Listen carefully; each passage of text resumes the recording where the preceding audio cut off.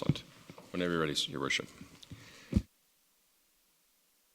Welcome to the City Council meeting of July 4th, 2017.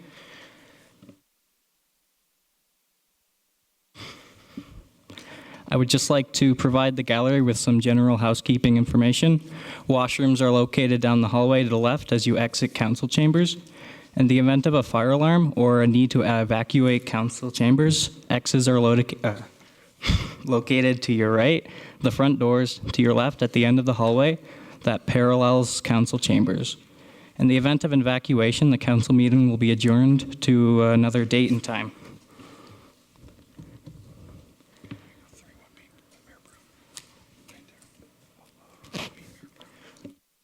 31B, Mayor Brown. Good evening, ladies and gentlemen, boys and girls this evening. I think I know what that shirt stands for. Am I correct? Nose Creek Swim Association. Is that correct? I knew they'd clap. That one, great to have you here tonight. I have the distinct pleasure of introducing you tonight's worship, our mayor for a day. His name is Jordan Hawes. So I'll quickly tell you a little bit about Jordan. He was one of 40 plus applicants for a mayor for a day competition. And he was one of the finalists selected to present. He arrived, there was myself and all of my colleagues. There was about 12 of his peers, pencil in hand, ready to go. He's kind of nervous at the beginning. And then he realizes his presentation just blew up on his computer. He had nothing. So what he did was he dusted himself off, he pulled himself together, and he had an outstanding presentation. But what resonated most with me was he had a great idea, but he held it together and he had great composure. When things weren't looking real good for him, he just said, no, we're going to move forward. And he did a great job, so we're really thrilled he's here tonight. And if you could give him a round of applause to say hi to Jordan.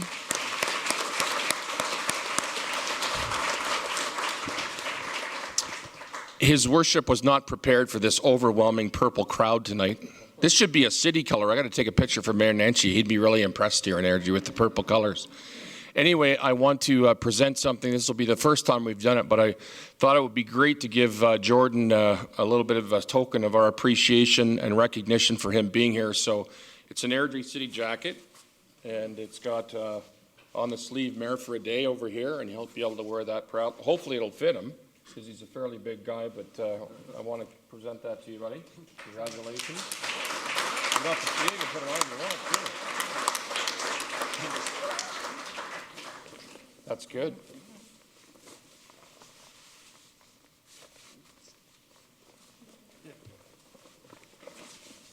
If he wasn't already sweating enough, huh? Poor guy has to put on a coat. How's that look, everybody? Looks pretty awesome. Good job, bud. Oh, Councillor Chapman, he carries these pins with him. He pulls them out of some, I just don't know where he gets them from. He has them everywhere. Anyway, Your Worship, you're up, and we're looking forward to the evening. Please, whenever you're ready.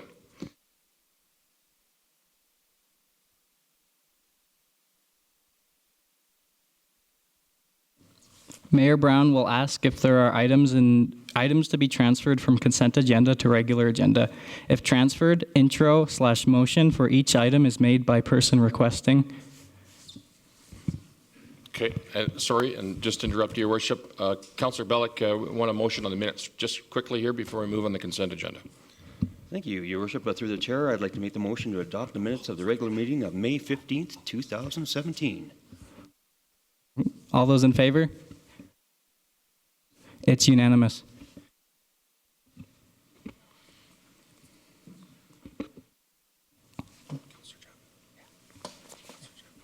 Councillor Jeb? Jeb Chappard? Chappard? I'm sorry. Yes, his nickname is Chapper, so he was close. Councillor Chapman. Chapman, sorry. Thank you. Thank you, Your Worship. If I could move that to the regular agenda, I just have a couple questions, please. Would you like to make that motion? I'll make that motion, please. If we can move 5.1 to the regular agenda, please.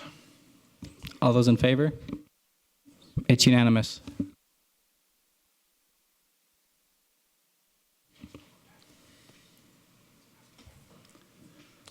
Can Patty Murray come forward, please?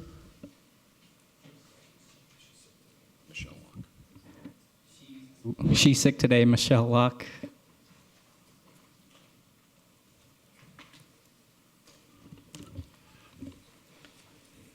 Whenever you're ready, Councillor Chapman. Thank you, Your Worship. Michelle, just a couple questions on here. I'm just looking at the information that we know it could be fire code requires, or fire alarm notification system, $68,000. Electrical connectivity, $40,000. Who is going to be covering those costs? Is that a city cost, or is that picked up by Airdrie Minor Hockey? Good evening, Your Worship and members of council. Yes, Patty Murray sends her regrets. She's sick with pneumonia. So through the chair, we are working through the process to negotiate those types of costs once we know them more firmly with Airdrie Minor Hockey.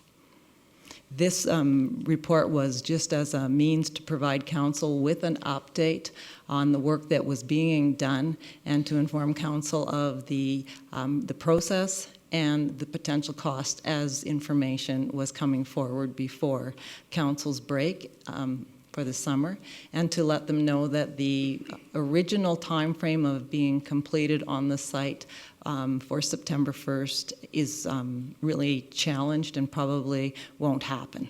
But we're working with the internal technical teams to review the site and to make the best decisions for placement of the portables. And once we know more detailed information, we will be coming back with council to inform you of the negotiations with Airdrie Minor Hockey. Thank you very much. So we could expect that back for the August 21st meeting? That is our next meeting after this one. I think we were projecting closer to early September. Early September, so okay. Perfect, thank you very much. Any other questions? Councillor Coulson? Your Worship, I'd just like to make a motion to accept that item for information, please. All those in favor? It's unanimous.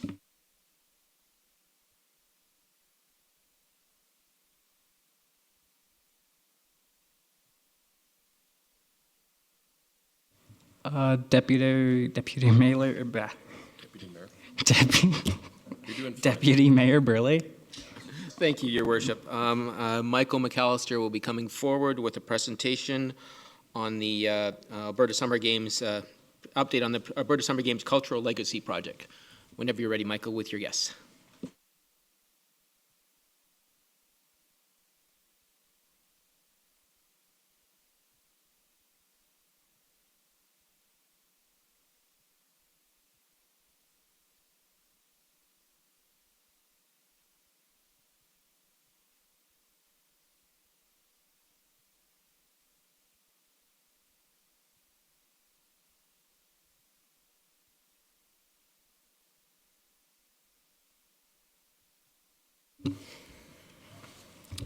Good evening, Mayor Brown and members of council.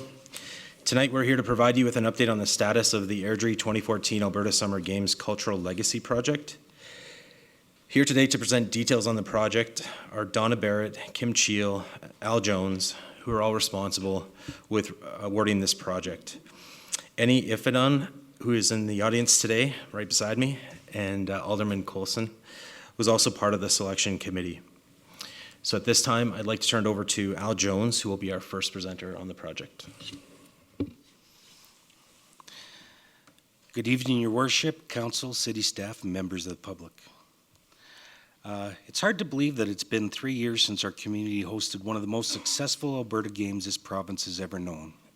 For some, including myself, the work began over 5 years ago. The event itself did much more than showcase our community or display the excellence of athleticism among the province's youth. The Games brought people together for a common goal while showing visitors our community spirit and willingness to selflessly give of time, talent, and resources. Over 2,100 volunteers donated time and talent to the success of those 2014 Alberta Summer Games.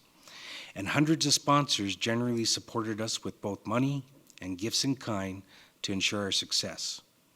It is with these thoughts in mind that the 2014 Airdrie Games Legacy Committee, is pleased to present our choice for a legacy art project that not only depicts the successful games that were hosted in Airdrie, but also celebrates the dedication to success that this community as a whole achieved by working side by side together.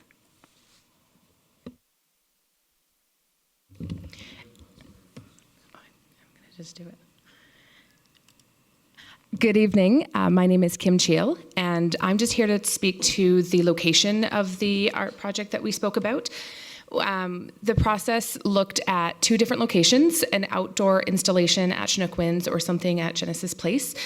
And we, based on the installation that we have decided upon, we thought that the mezzanine area in Genesis Place would be the ideal place for such installation because of its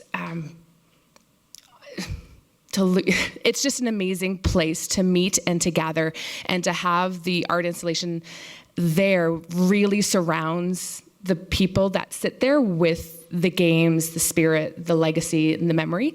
And it's going to be just, it encapsulates it physically and memorially.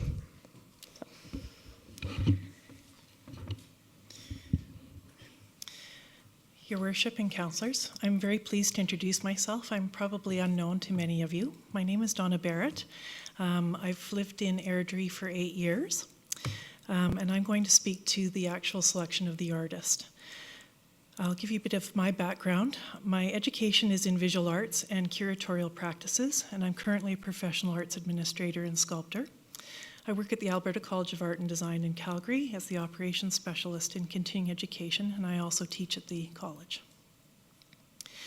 Prior to working at ACAD, I've been the director-curator of 3 public art galleries within Alberta, and I've served on the arts funding and collection juries for the Alberta Foundation for the Arts.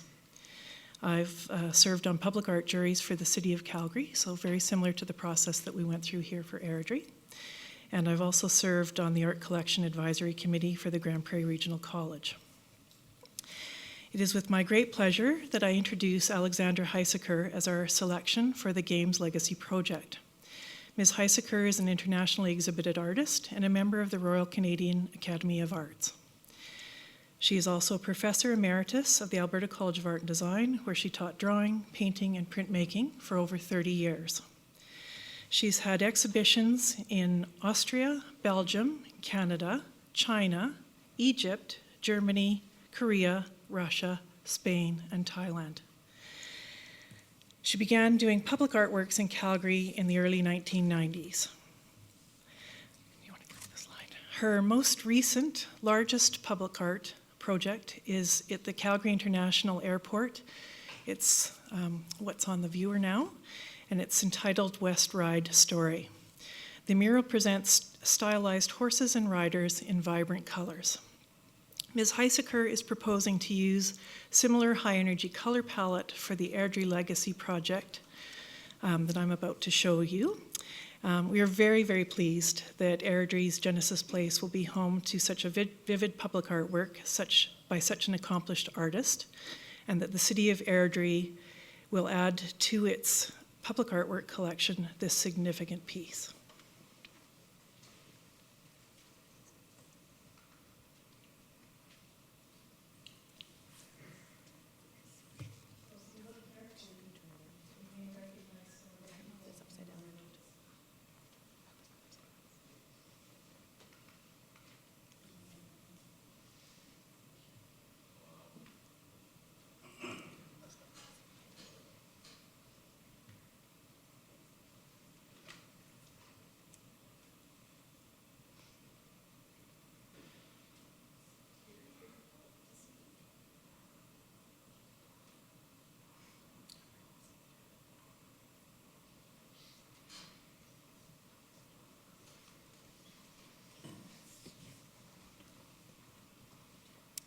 Questions? Any questions for council? Councillor Chapman? Thank you very much. How many submissions was there? Do we know offhand?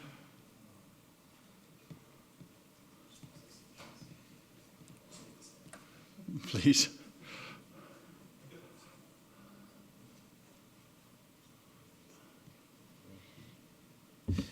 So there was around 10 total.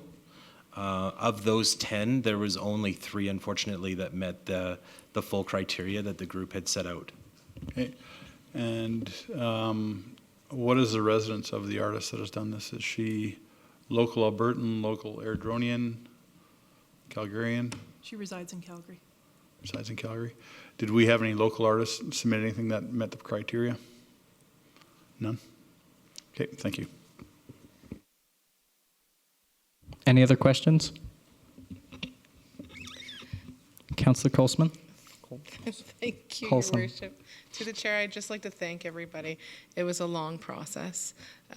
We realized really quick that the RFP process was a little more difficult when talking about a large art piece, and we got through it. We dwindled it down, and I think that ultimately this was the best choice, and the Genesis Place location is going to be excellent. It's where the kids hang out. They were what the games is all about, and so I can't wait to see it installed, and hopefully quickly. By November, I think, is when we're going to see it. Mayor Brown? Thank you, Your Worship. So can we put that bulletin board or the information out in the lobby, so if people didn't get a chance to see it, just put it out there for on the way out? You can have a closer look. Just a question on there, I didn't see it long enough. Is there a volunteer recognized, or is it just the athletes? There are volunteers recognized in it. In the perfect. Feels like yesterday. You were right. I can't remember a time where the community came together in such huge numbers to make something so successful. And I want to thank all of you and your committee, Mr. Jones, for doing an awesome job. That looks great, and I'm really looking forward to sitting up there and enjoying it when it's done. And you're figuring November is a time frame. Excellent. Congratulations, Sonia. Thank you for lending your expertise. And Kim, obviously an expert in the arts, so she understands the game fully. So thank you. And our former mayor for a day, I love seeing him over there. He was an excellent mayor for a day as well. He's probably a professor now. And you're not running for, are you running for mayor in October? Yeah, I knew it. Now I'm in really big trouble. Okay. Your Worship, if I could... yes, Mr. Jones, go ahead. If I could just take this opportunity, because I have to kind of jump on it while I have an opportunity. As Ms. Coulson alluded to, that this was a long process, and as simple as it sounds, hey, pick an artist. It really is a lot more complex than that. I'd like to take this opportunity to thank my fellow Legacy Committee volunteers, as well as city staff.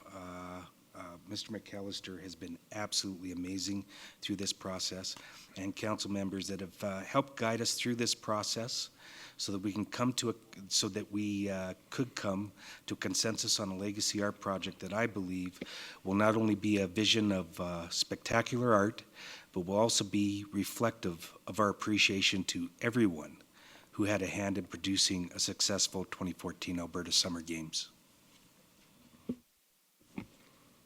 Excellent. Thank you, Mr. Jones. Again, our appreciation, and we love Michael, so we know exactly what you're saying when you're talking about him. So, Your Worship. Deputy Mayor Burley? Thank you, Your Worship. I'd like to make a motion then that Council accepts the Alberta 2014 Airdrie Summer Games Cultural Legacy Project presentation for information. All those in favor? It's unanimous.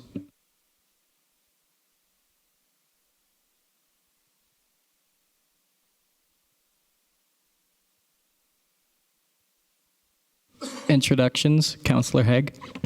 Thank you, Your Worship. I'd like to call Michelle Locke back up, and as well, she's got some representatives, I believe, from Nose Creek Swim Club to join her as well, too.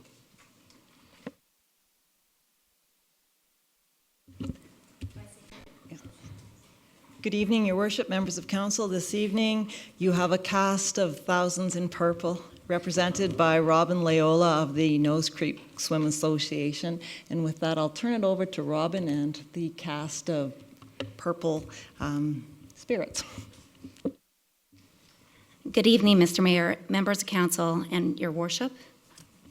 My name is Robin Loyola. I'm a mom, a City of Airdrie employee, a swim coach, as well as the team manager for Airdrie's local swim club, Nose Creek Swim Association.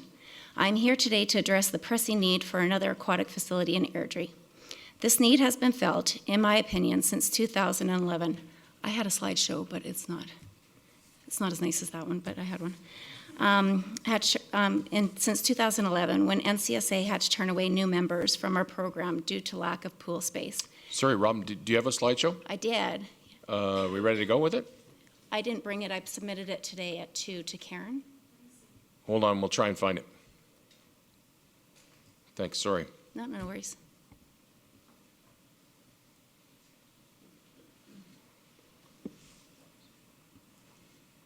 There we go. That's my fancy presentation.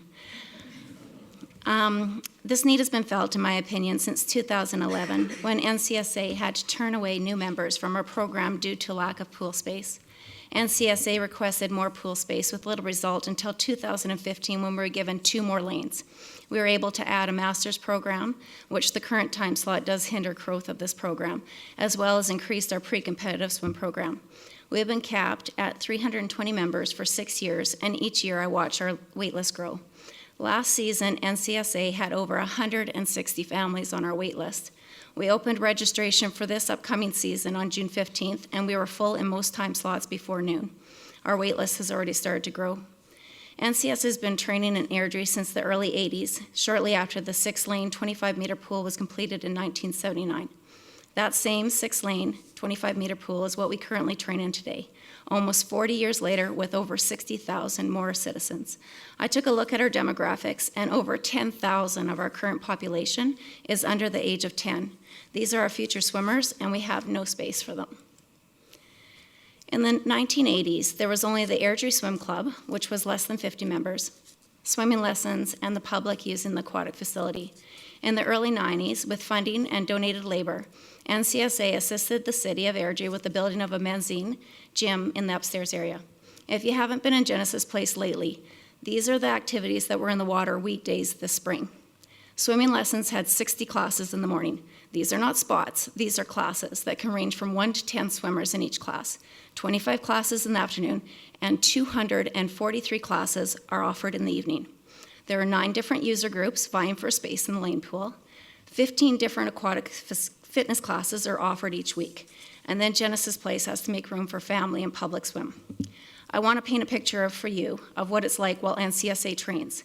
We currently swim 6 to 12 swimmers per lane. There are no lanes available for public swim, either deep water running or synchro or in the dive tank at the same time, so we always have a sound track. And then you need to add the 240 plus swimming lessons being offered in the evening. There's literally not one area of that pool that is not being used to its maximum capacity. When our pool shuts down for repairs, maintenance, a swim meet, or contamination, there is no alternative in Airdrie. None. Swim lessons are canceled, and swim programs are told to look for pool space outside our community. Even though Genesis Place offers 475 classes per week, there is an opinion that unless these classes are at 100%, there is no need for another pool. I don't know why swimming lessons are used as a barometer for the aquatic needs of a community when what the city offers didn't come into play when assessing the need for hockey arenas, a new gymnastic facility, baseball diamonds, or soccer fields. I have done the research, and no other community in Alberta comes close to the water crunch we have been experiencing since 2011. We are swimming over 10,000 people per lane, when other communities our size and our area are well below this. So if you look at this graph that I made up, what I did was I took the population, found out how many pools were in each area, and then divided it by the number of lanes. And you can see we are way behind everybody else. When Genesis Place expanded its aquatic facility in 2002, it only addressed the leisure needs of the community. We need to build an aquatic sport-friendly facility. Our current lane pool has 6 lanes and is 1.4 meters at its deepest. FINA, which is the International Federation for Water Sports, recommends 2 meters at the minimum depth for diving blocks. 1.35 is the bare minimum. We're 1.4. If standards are changed at all for safety reasons, we will no longer be able to hold any swim meets in Airdrie, which would include future summer games or Alberta 55 plus games. The design requirements of an aquatic sport-friendly pool need to address depths to accommodate water polo, synchronized swimming, and competitive diving. To address training and competition needs, a 50-meter pool needs to be strongly considered. Swim Canada recently changed its programming, which requires our athletes to achieve time standards in a 50-meter pool. To train or compete in a 50-meter pool, all of Airdrie's current competitive swimmers have to travel. To put it in perspective, it would be like Airdrie having only one hockey arena and it being half the size of a standard one. Not ideal to train in and impossible to hold a tournament in. The benefits of swimming on individuals and communities are significant. Pools provide gathering places for social interaction and cohesion for neighborhoods. More importantly, they also provide a wide choice of aquatic activities that build life-saving skills and confidence in the water. Currently, Airdrie citizens are forced to leave Airdrie to train or participate in other activities simply because the current aquatic facility does not meet training needs or the activity can't be offered, such as diving, water polo, or underwater hockey. Not only does this take revenue out of Airdrie, it takes away our sense of community. Airdrie Cinco Aqua Stars are unable to host a competition due to the climbing wall, diving board, and size of the dive tank. What other program in Airdrie is unable to host a competition? This greatly impacts the quality of the program that they are able to offer. NCSA swimmers have to leave Airdrie not only for competitions but to train. We have a large group of swimmers that get up at 4:30 a.m. 4 mornings a week, go to Calgary, train, drive back to school, and they also leave early in the afternoons for training as well. They do this because the current aquatic facility in Airdrie does not meet their training needs. This directly impacts retention in our program, our sense of community, and takes revenue out of Airdrie. It would be amazing for our club to all train out of one pool together rather than to be split up due to lack of pool space. NCSA is only allowed to host one swim meet per year due to the fact that the club has to rent the entire aquatic area, making it cost prohibitive to run a swim meet. Also factor in that the public is unable to access the aquatic area while a meet is taking place, greatly limits how often the swim city allows competitions. NCSA currently hosts 5 other swim meets outside of Airdrie, which again is more lost revenue and again taking away our sense of community. Gender makes a difference. There remains a huge gender gap in sport participation. Men participate in sport much more than women. For men, the primary sports are ice hockey, golf, basketball, and soccer. But for women, there is a very different participation pattern. Swimming is the #1 sport of choice for females. Additional aquatic training and competition facilities will allow women to narrow the participation gender gap. Swimming pools have been proven to be the female hockey arena. To address the gender imbalance, municipalities need to address the facility imbalance between swimming pools and arenas. Case in point, one 6-lane 25-meter pool from 1979 compared to 5 indoor ice surfaces and 7 outdoor ice surfaces in Airdrie. By creating opportunities for women and girls to engage in sport, communities empower women and girls on an individual level by promoting self-confidence, leadership, and a sense of achievement. Competitive swimming is one of the few individual sports for girls that aren't judged. The economic impact a 50-meter pool would have on Airdrie would be substantial.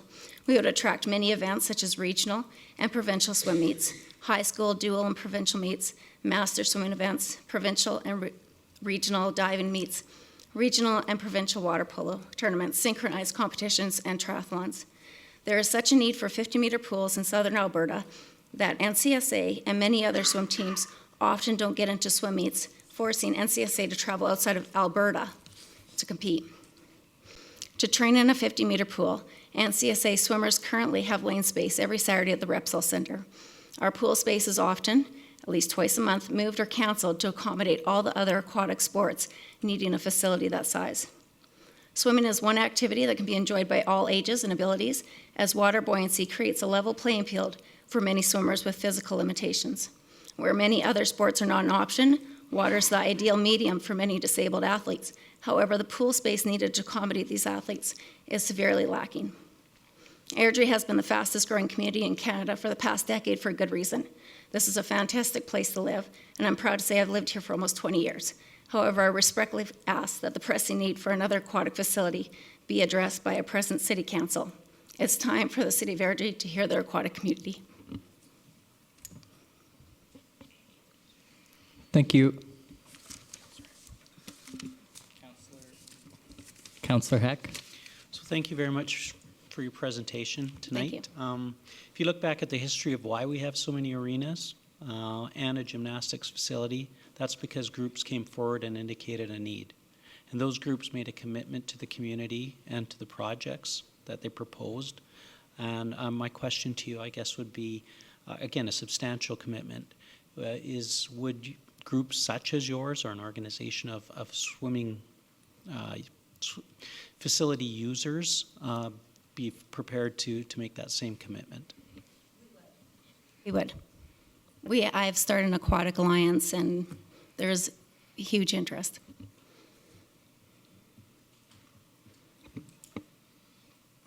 Councillor Coulson? Thank you, Your Worship. Through the chair, you mentioned the 50-meter pools. So I'm just curious, in your research in the comparable cities, how many lanes did they have available in a 50-meter pool? Sorry, most 50-meter pools have at least 8 to 10 lanes. Okay, so did you find one in Red Deer, Lethbridge? Red Deer has one outside, Lethbridge has one, Medicine Hat has one. Red Deer has an outside? Yeah. An outside pool, so only available in the summer months? Correct. So they would be traveling to Calgary or Edmonton? Correct. Okay. And then my last question would be, we're in the planning process for a new rec facility, so we've started that. Have you been in touch with our staff in regards to that? I did have a meeting with Paul Schultz and Michelle Lockey last year or the year prior, but there hasn't been much since. Okay, thank you. Councillor Chapman? Thank you, Worship. Just a couple questions. Great presentation. 160 families on a wait list right now. How many families do you have that are involved with the NCSA?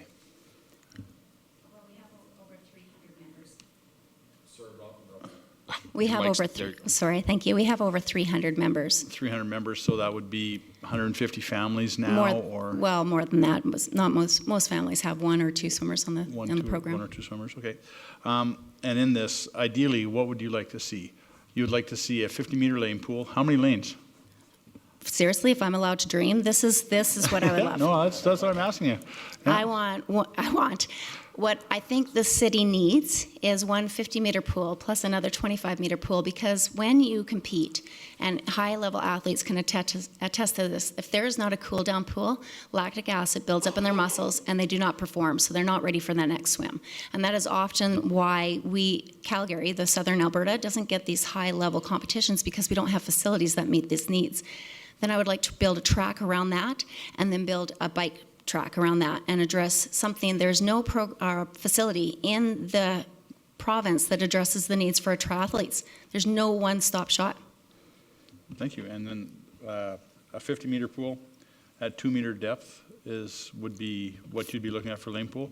Then my next question would be the 25-meter pool. Would that be a pool that you could use with deeper water, for water polo, for diving events, for synchronized swimming? Is that safe to say you could use that 25-meter pool at a deeper depth for the other sports?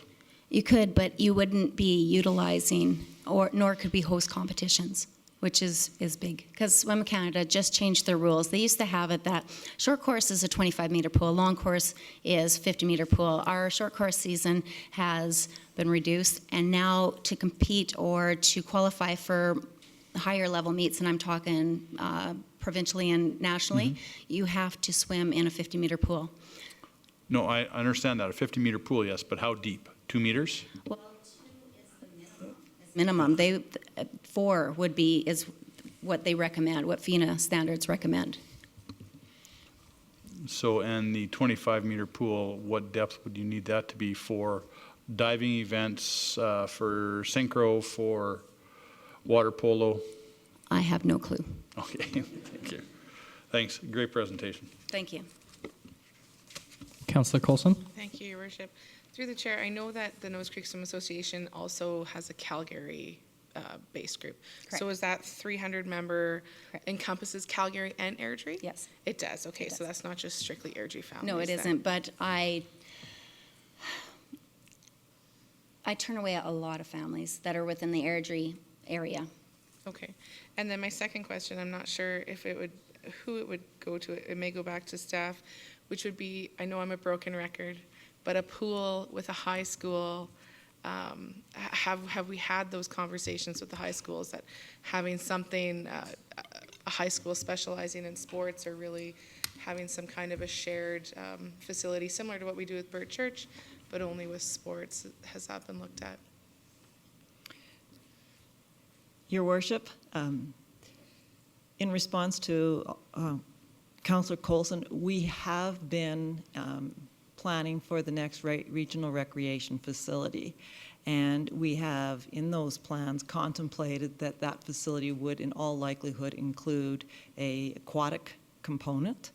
And we have been working with our school partners to source a site that would facilitate shared use during daytime and any other partnerships for operations. But nothing on a smaller scale, similar to what you see in Red Deer, because I think it's a Daw Center, right, that has it's a school and a pool. Maybe the Nose Creek Swim Association knows a little bit more about that than our city staff do. In terms of the operating model or in terms of the facility design? The facility, it's just a pool attached to the school, correct? Right, that's correct. Yeah. So something on a smaller scale may be something to look towards. So in terms of the facility request here, the 50 meters with a 25-meter pool, is that your question about small scale? No, my question would be the same question that I've had over and over again, which would be, what can we do? We're a rapidly growing community. We have schools coming online constantly. Is there ever an opportunity that we can put some of these recreation facilities and partner with the schools so that there's a little bit of a cost savings? You know, we save on the land, we save on the footprint, that kind of thing, to sort of meet the needs, whether it be the Swimmers Association or another user group. Through your worship, there is always that possibility, and that's what we're trying to do with our next shared schools community facility site that we're trying to source right now. Okay, thank you. Deputy Mayor Burley. Thank you, Your Worship. Robin, I know you said that the cycling track was a want, like a wish list. What facilities in Alberta have your 50-meter pool, your 25-meter pool, and your running track? How many are there, and where are they? Have what I just described? There isn't one. No, then have the 50-meter pool and the 25-meter pool. Are there? There's two in Calgary. Which ones are they? Repsol, and then the UFC. No, the UFC doesn't even have a second 25 pool. Yeah, just the Repsol. Okay. That's it. Okay, thank you.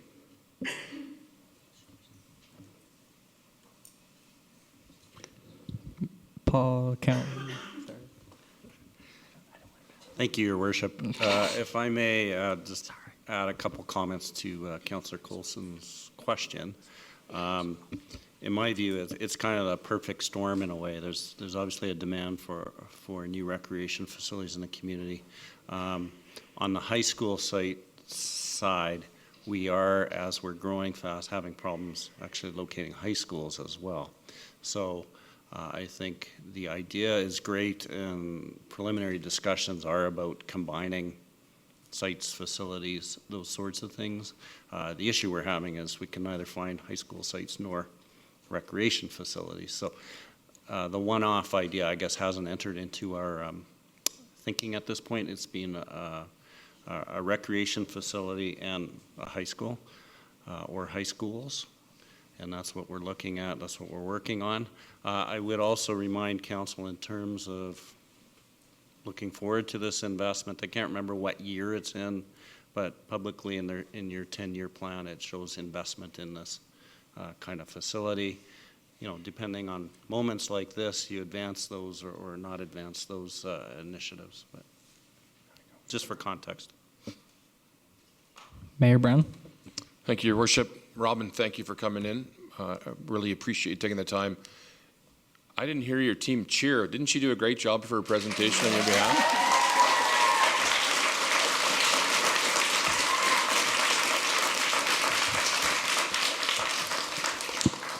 So just so all of you know, council can't make a motion anymore. We decided that we're going to collect information before we make motions because we made some that have been premature at times. So we're going to capture the data, and we're going to go forward, and we're going to consider what's been presented tonight.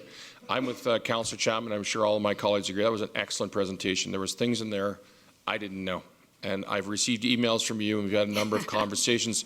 But this is the start of something, right? You bring everybody in, you show that there's community support.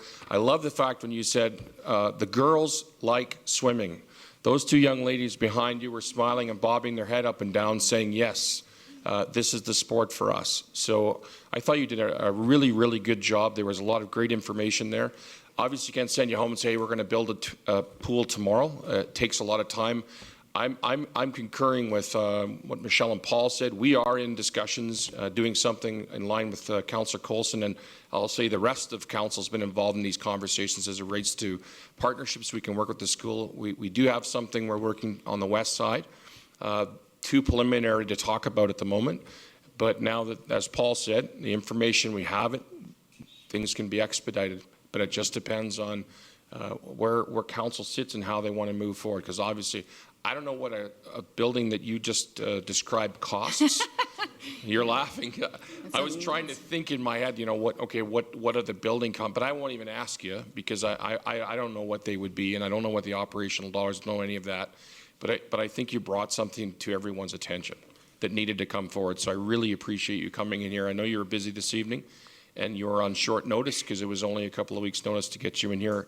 I thought you did a great job, and I really appreciate you coming in. And hopefully we'll have some news for you and your team here in the coming, I won't say months, because actually tonight, everybody, is our last meeting for the summer. We wanted to make sure that Robin got in before the year was out, and we were able to accommodate that, so thank you. But now we have some time to consider that information moving forward to our next meeting in the end of August or early September. At least we'll see something come back. Okay? Great. Thank you very much. Thank you very much.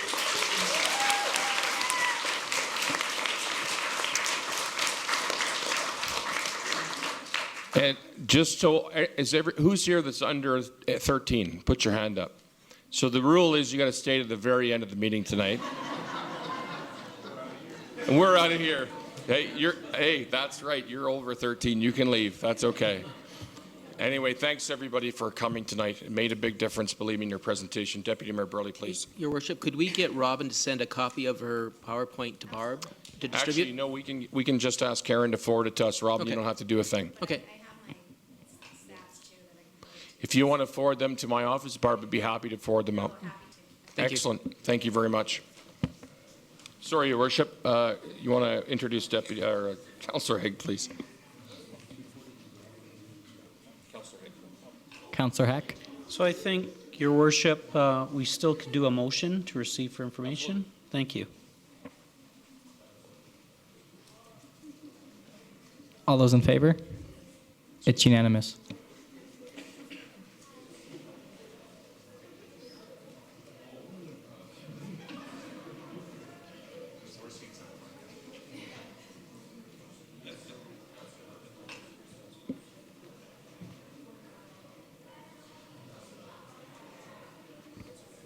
Councillor Chapman, please. Thank you, Your Worship. If I can invite Carrie to come forward and speak to us about the census results for 2017.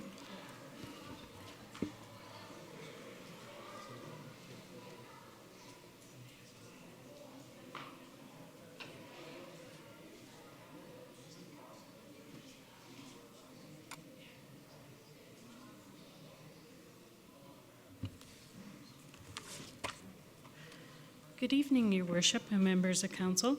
Tonight I'm bringing forward the 2017 census results. All the results tonight are as April 1st.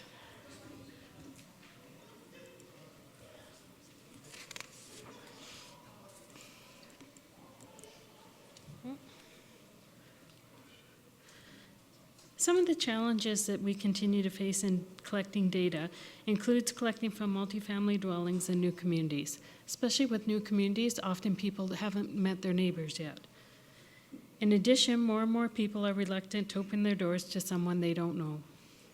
As the city is now required to contact only those households that had their information collected by directly by an enumerator rather than including online responses, the pool that we have to choose from for calling is getting smaller.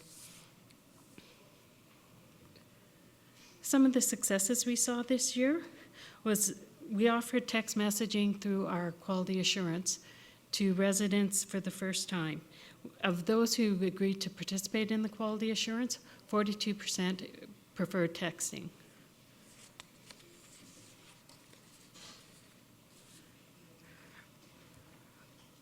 Our completion rate this year was outstanding. Similar to last year, we completed 99.99% of the households in Airdrie. This means that 13 properties we were not able to contact. So the population as of April 1, 2017 was 64,922 people. This is a 4.9% increase over 2016. This year's dwelling counts were up 5.48% over last year to 24,288. Some interesting facts that we have. The largest increase in population was South Windsong at 550 people. South Windsong was also the community which saw the highest dwelling growth. In Meadowbrook, we saw a decrease of 77 people. We're really excited about our online response this year. As you can see, online responses were up significantly. 2017 was 49.8%, or 12,103 dwellings responding online before enumerators went door to door. This is an increase of 8.35% over 2016. Overall, our online response was up 6%, or 2,237 more homes choosing to respond online, either before or after a enumerator went out to collect the data. The population per dwelling has remained fairly consistent over the last 5 years, this year at 2.67.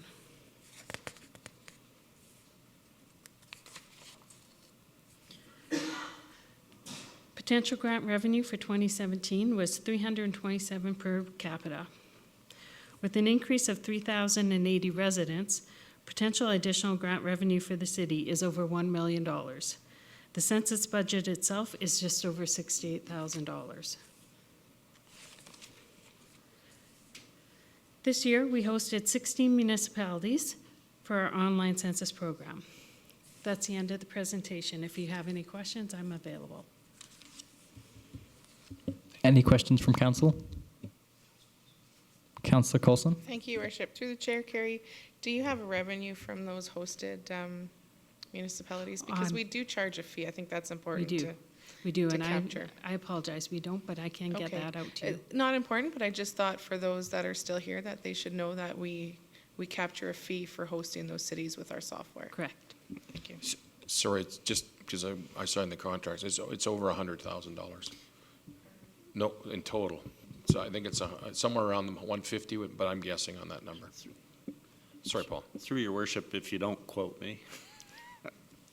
I believe last year was around 175,000, but we did dip a little this year because the federal census was underway. So we always see a dip when they do theirs. So, but I know we've been as high as 175,000. Anybody else? Councillor Chapman? I just want to put it out there. I was low by 27 people with my guess. Mayor Brown? Sorry, what was your guess? 64,895. Wow, you were close. Not too bad. Second place again. Yeah. Do we know who was first place? Do you know, I don't have the name, it was down I to thought 3 Leona people. was in the top three, but I'm not sure. I know you were in the top three, Councillor Chapman. I don't think anybody else got that close. They pulled me out in the first month. I think I was gone right away. I believe it was a staff member, not a council member, who has won. That's a shock a little bit, actually. But I do want to thank everybody. I want to thank the residents. 67%, huge increases on online participation.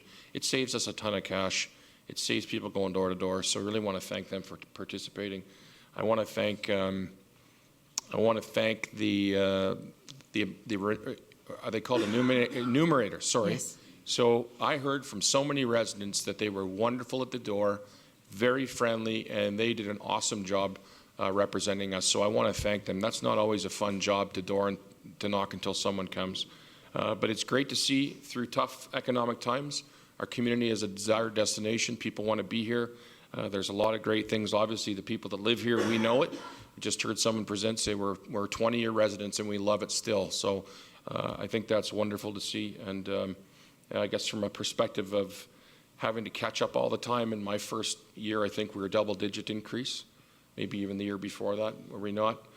It's nice for an administration to catch your breath, to get a little bit caught up on what is an enormous, feels like a frenzy when you're sitting in it, and we're always seem to be playing catch-up. But I think as the last few years have come to fruition, I really feel that we've done a great job of catching up, and just looking forward to that. Love to see it somewhere around this 3 to 5 range on a steady pace, but I'm sure it'll fluctuate over the years. But just, yeah, it's great news, and just awesome to see, and I want to thank you, Carrie, and turn it over to your worship.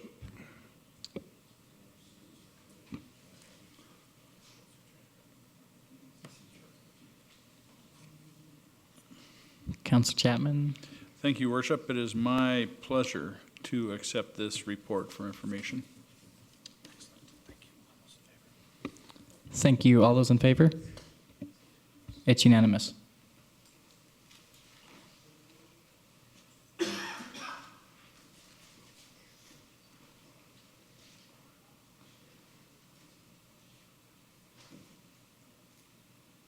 If any member of the public wants to come forward, it's public question period.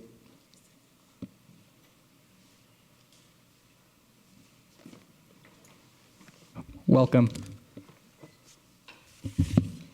Good evening, Your Worship, members of council. My name is Mohammed Benini. I live in East Airdrie. Before I start and ask my question, it would be nice to have online voting since all these residents are doing the census online. We would get more input from residents in election time if we had online voting. Sir, quick answer. Council was supportive of online voting. It was the provincial office at the time on municipal affairs, and they decided not to go with online voting. I don't know whether there was technicalities with the process, but it wasn't 100% secure, I guess. Don't have all the details, but we certainly were in line. I'm going back a number of years ago where we all agreed that that was the future and we should go that way. So we were supportive from it was a majority of our council, I believe, to do that. Unfortunately, the province just didn't have it, didn't have all the details ironed out. I'm assuming it'll come back in the near future, but probably, well, most likely, definitely not for this election, based on what I've been told. But wouldn't that be a city decision? Nope, provincially. Okay. Okay, Your Worship, so I'm here tonight. Last year, the city municipal enforcement met with Uber, and before council came to decide on transportation network companies, Uber recommended that we don't include transportation network companies in the taxi bylaw. Although I did not agree with that, I'm very happy that we didn't do it. I went from 2 cars to 15 cars in a matter of 1 year because I didn't have to deal with the Airdrie municipal enforcement to license my vehicles. My vehicles have been much better quality, my drivers are much better quality because I don't have to go through that process. Although the city of Airdrie decided not to regulate transportation network cars, they've taken it a step forward and contacted other departments to enforce laws that they have no jurisdiction over. I've dealt with Alberta Transportation for the past 8 years, but in the past year, I've been audited 4 times by Alberta Transportation due to the fact that the municipal enforcement has been complaining about me to Alberta Transportation. I transport thousands of passengers a month, and I don't get any complaints other than my competitors and municipal enforcement. Last week, I had an RCMP officer stop me and tell me to get out of the parking lot of a bar and wanted me to take off my decals, but because I asked him what law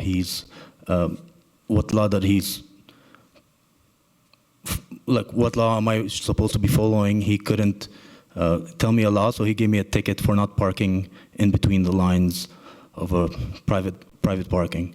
And he went even further to tell me that I'm undercutting taxi companies by operating the way I'm operating. That's a RCMP officer that's supposed to be enforcing criminal law, but he's doing taxi stuff on a Monday at 12 a.m.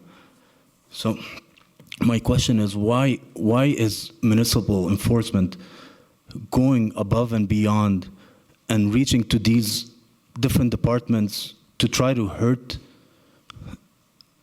me for something I'm not doing anything wrong? Like, we pay taxes for them to follow bylaws that we're putting. Why are, like, I don't understand why I'm targeted that much by this department. Do they need a hug from me and a kiss and a sorry for coming here for 8 years? Hear you clearly. So you as you've done in the past, there's a lot of information here. There's a lot of things being said. They did this, they did that. I can't determine any individual. I don't know who you're talking about. So you've asserted that our municipal enforcement, I've contacted, I'm assuming, the RCMP members to harass you. Is that what you're asserting? Yeah. Okay. So your proof is? Well, the RCMP stopped me and they gave me a letter from the municipal enforcement. Sorry, at 12 at night while you were parked? So I dropped a customer at the brew house, and he told me to wait for him 45 minutes to bring him back. And it was empty on a Monday night. I don't know if you know, the bars around Airdrie are empty. The parking lot was empty. So I was sitting in my car, and I just parked in between two parking stalls. So in a parking stall, and the whole parking lot is empty. And he stopped me and wanted me to get out of the parking lot and not wait there. But he couldn't force me to get out, and then decided to give me a ticket for not parking between lines. Okay, so a question for Mark. Is there, I didn't realize it because if I've been out later, we have a late council meeting. I'm not often in bars late anymore, but there seems to be cabs parked outside all night waiting for customers. Is there something wrong with Mr. Benini parking in a parking lot? Through the chair, if you recall the bylaw that we put forward, we didn't necessarily have to change our bylaw to accommodate the transportation network companies because the province already put forward legislation that covered it. And so on a go-forward basis, we work as a team, both with the province, both our municipal enforcement, as well as the RCMP, to ensure those, those bylaws are complied with. We have had a number of complaints where the taxi industry, as well as sometimes the transportation network companies, are blurring the lines between the two entities. And so there has been enforcement, like I say, between the three enforcement activities. But we do act on a complaint basis, and we have had a number of complaints. Okay, so Mr. Benini, I can't answer your question directly tonight. I don't think any member of council can. If it's all right with you, I'd like to connect with you at some point later in the week, get more details. I'm not quite clear on the legislation Mark's referencing as it relates to our bylaws, but I want to get that clear in my mind as well. I don't understand if there's an empty parking lot and you're parked in a stall and there's 100 empty stalls, why someone would come and talk to you about whether you're parked in the lines. And anyway, I need to get that information offline if that's all right. Thank you, Your Worship. All right, thank you, sir. Have a great summer. Yeah, you too. Thank you very much. Oh, all right, so Your Worship has to go, but as I told him today, what I expect from our mayor for a day is just a brief offering to the rest of us, kind of what you learned, what you saw, how your day went. So whenever you're ready, Your Worship. Thank you. So today's been pretty cool. I don't know. I met a lot of the staff, and they're all pretty fun people. You know, I love spending the time. I learned a lot about, I guess, the government and how the municipal government works, everything. You can just share quickly what your idea was, and how that went with your conversations with our transportation chief. So my idea was free or substantially cheaper public transportation for high school students and middle school students. So basically, I talked to Transit, and he thinks it's a good idea.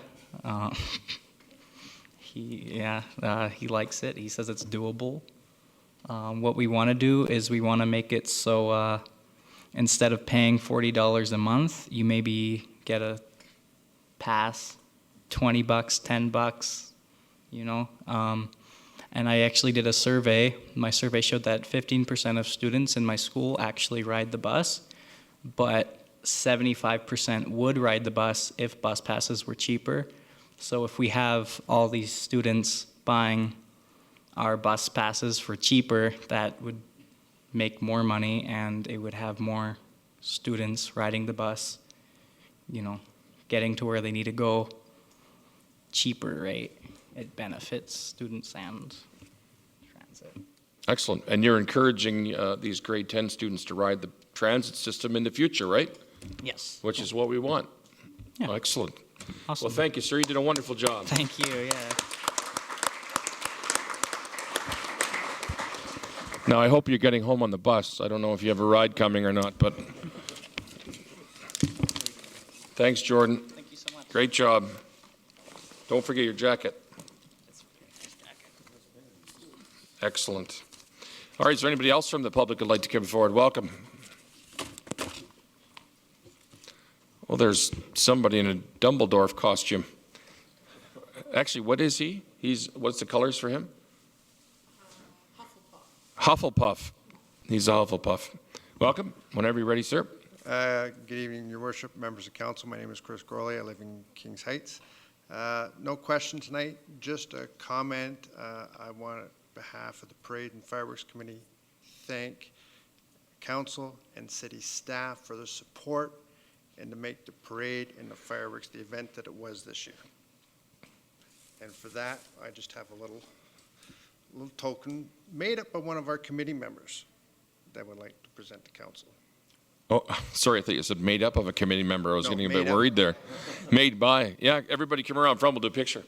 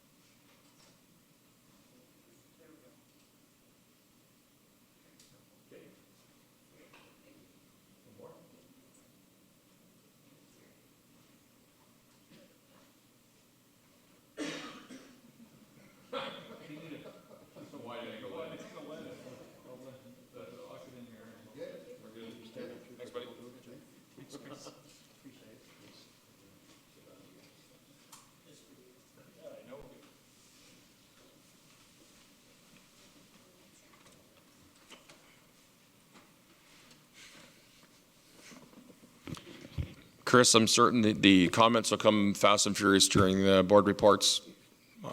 We saw everybody out in the lawns doing the thing. It was an awesome. Just congratulations again to your Parade and Fireworks Committee. I don't know how many volunteers you had out there, but I'm going to guess it's in the hundreds over the day. And your sponsors, and we saw the great part was when you're the mayor, you get to see all the behind the scenes stuff.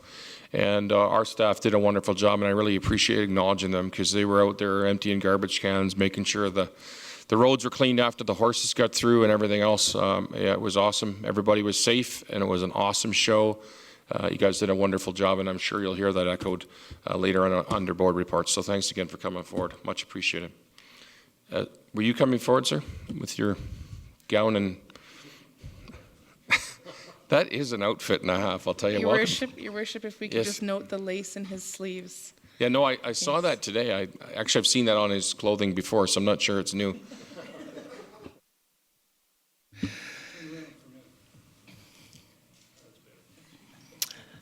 Good evening, Council and Mayor. My name is Professor Felonius Sprout, and I'm from Hogwarts School of Witches and Wizardry.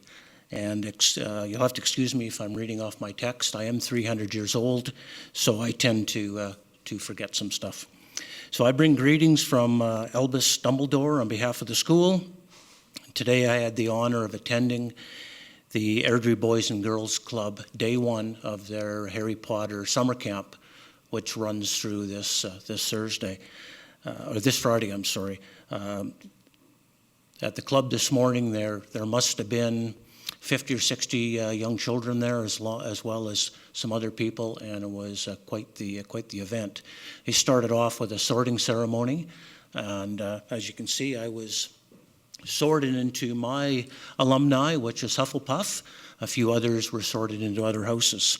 But it was a very exciting day for all the children. The looks on their faces as they were sorted in these houses was just phenomenal.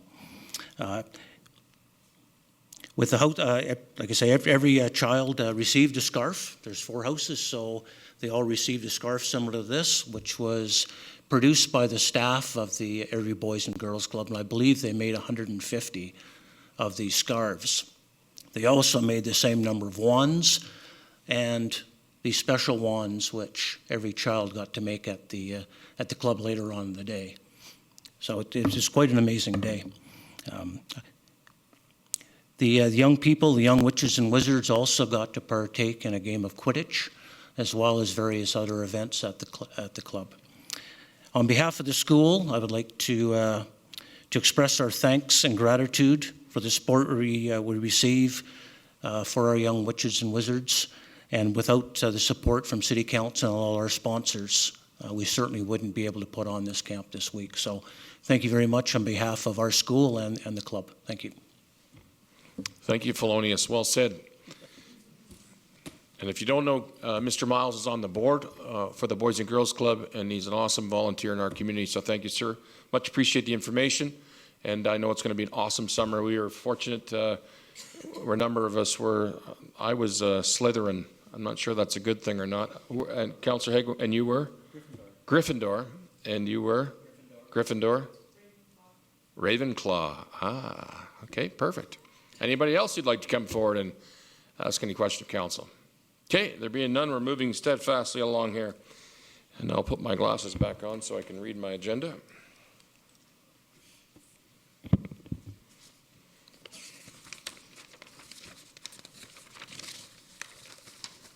All right, we are on number 8, bylaws B17 2017.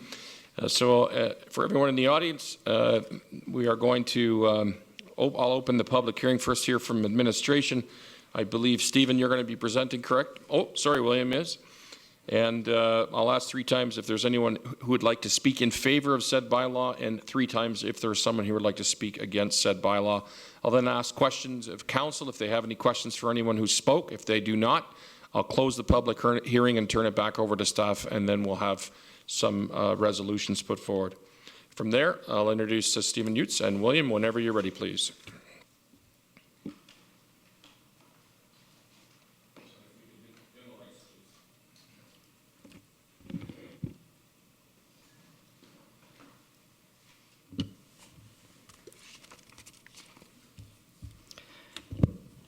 Thank you, Your Worship. Good evening, and good evening to the members of council. On June 19th, planning staff presented bylaw B17 2017, being a land use amendment for the Cooper's Crossing area for first reading. So we are back here this evening for the public hearing and to bring it forward for second and third readings.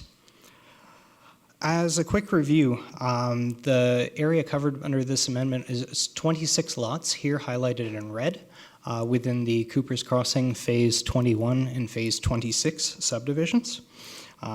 These are the 26 lots that are being proposed to be rezoned from their current zoning of R2 to the proposed zoning of R1 for single detached residential. The intention of this amendment is to allow the 26 properties to be developed with single detached dwellings rather than semi-detached dwellings and other forms of housing that would have been allowed under the R2 district. During staff's review of the application, we found that it is consistent with all of the policy requirements under the Airdrie City Plan, and as well remains consistent with the Cooper's Crossing Stage 4 Neighbourhood Structure Plan. The area highlighted in red here under the Neighbourhood Structure Plan was identified for either semi-detached or single-detached housing, so that is why it is still consistent, though it is proposing to change from one to the other. The 26 lots are already subdivided, so there are no changes proposed to the overall number of units or the dimensions or the sizes of the lots. And those lots, as they are, meet or exceed all of the standards and requirements of the district that it's moving over to.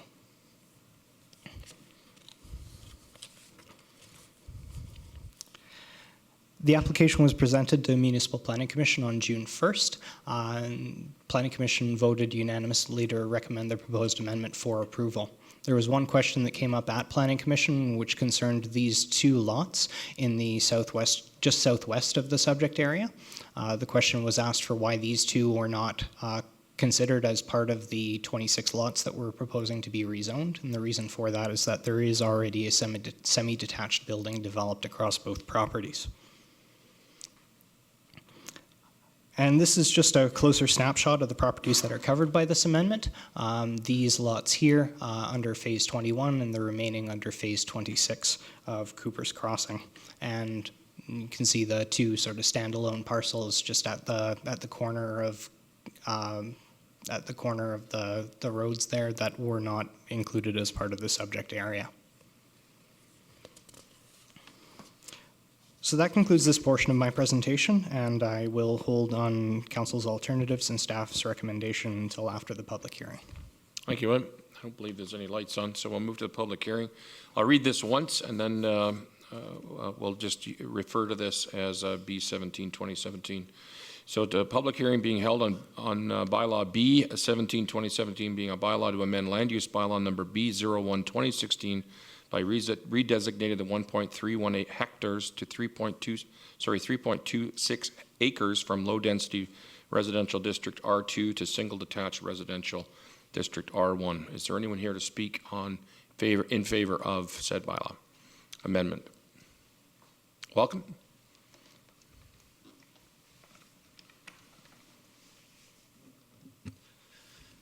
Good evening, Your Worship, members of council. My name is Mel Munsterman. I'm with Westmark Holdings. We're here to support this application and answer any questions that you may have. Thank you, Mel. Any questions for Mel? There are none, sir. Thank you. For a second time, is there anyone present who'd like to speak in favor of the B17 2017 land use amendment? Third and final time, if there's anyone present who'd like to speak in favor of B17 2017 land use amendment. There being none, is there anyone who would like to speak against bylaw B17 2017? The second time, is there anyone present who'd like to speak against bylaw B17 2017? And a third and final time, if there's anyone present who'd like to speak against bylaw B17 2017. Okay, there being none and there are no questions, I will close this public hearing and turn it back over to William, please.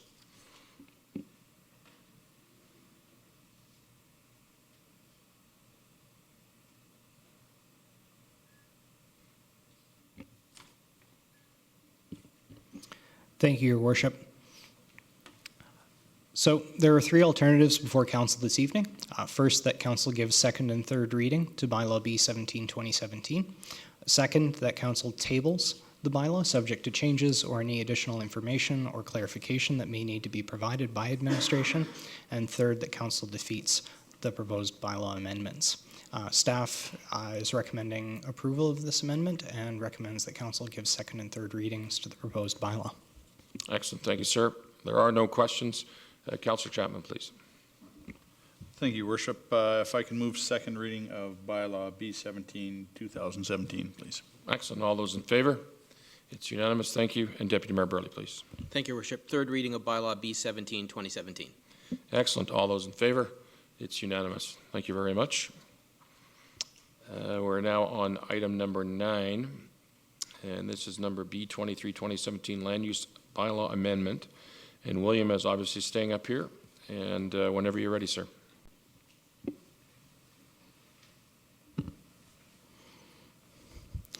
Thank you, Your Worship. I had hello again in my speaking notes, but that isn't really technically appropriate since I never left my seat here. But the second item that I'm presenting to you this evening is an administrative amendment to Direct Control 11 under the land use bylaw. So this amendment before council this evening originated from an inquiry to planning services.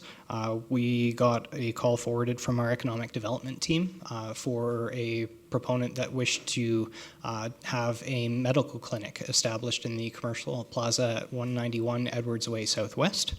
When we looked into this, the zoning for the property was under Direct Control 11, and when we looked at the unit specifically that was being looked at, the previous land uses for that bay were under personal service under the land use bylaw. So far, so good. It looked fairly simple. Change of use development permit would be required. However, when we looked over the Direct Control 11 district, we found that the appropriate land use to support a medical clinic was not among the listed uses.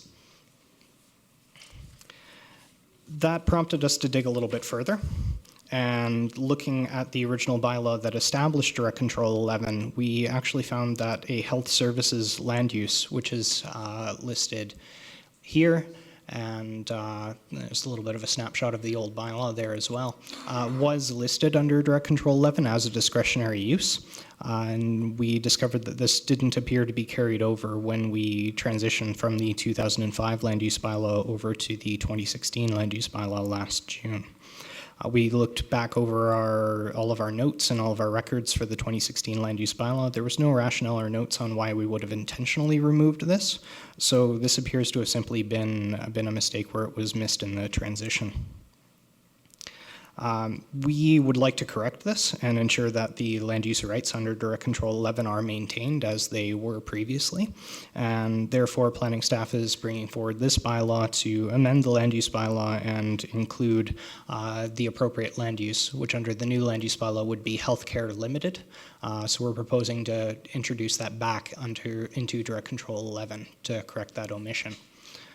This was brought to our attention actually just after we had brought forward our first round of housekeeping amendments to council last month. So that's why this is being brought forward here as as a standalone in order to get this in front of council a little bit sooner and help facilitate things for the proponent so that they can have the land use reestablished and then apply for their development permits.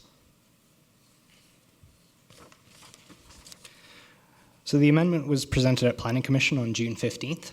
And again, there were some questions at Planning Commission, but the purpose of this bylaw is simply to restore the land use rights that were previously allowed under Direct Control 11. And if this is approved, the proponent that wants to do a medical center would still need to apply for development permits, and we'd have to do a more detailed review in terms of parking and compatibility and so on once that comes in. This is simply giving them the opportunity to apply, because the bylaw as it's written right now wouldn't allow that. Planning Commission voted unanimously to recommend the proposed bylaw for approval. That concludes this portion of my presentation, and as before, I'll allow the public hearing before moving on to alternatives and our recommendation. Thank you, William. Okay, I'll ask, so this is a public hearing, is being held on bylaw B23 2017, being a bylaw to amend land use bylaw B01 2016 by adding healthcare limited as a discretionary use to Direct Control bylaw 11 DC 11. Does anyone here like to speak in favor? Okay, for a second time, is there anyone here who'd like to speak in favor of bylaw B23 2017? For a third and final time, is there anyone present who'd like to speak in favor of bylaw B23 2017? Is there anyone who'd like to speak against bylaw B23 2017? For a second time, is there anyone present who'd like to speak against bylaw B23 2017? And for a third and final time, if there's anyone present who'd like to speak against bylaw B23 2017, please come forward. Okay, there being none, I will close this public hearing and turn it back over to William, please.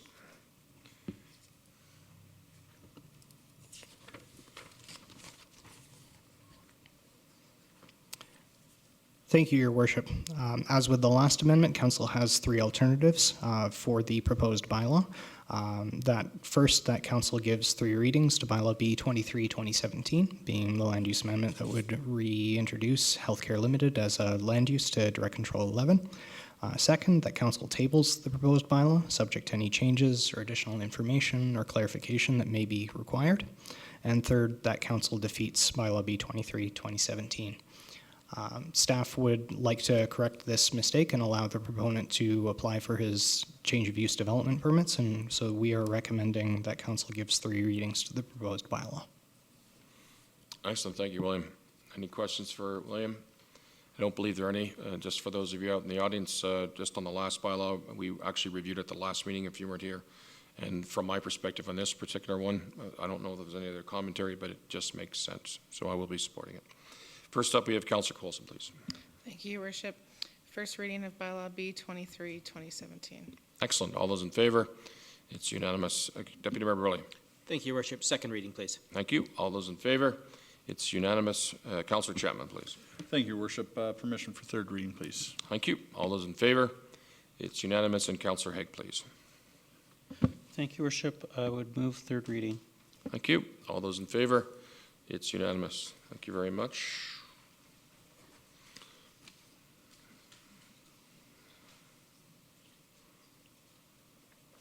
Okay, we're moving on to item number 10. This is B21, 2017 and B22, 2017. Invite Robin to come forward. Welcome.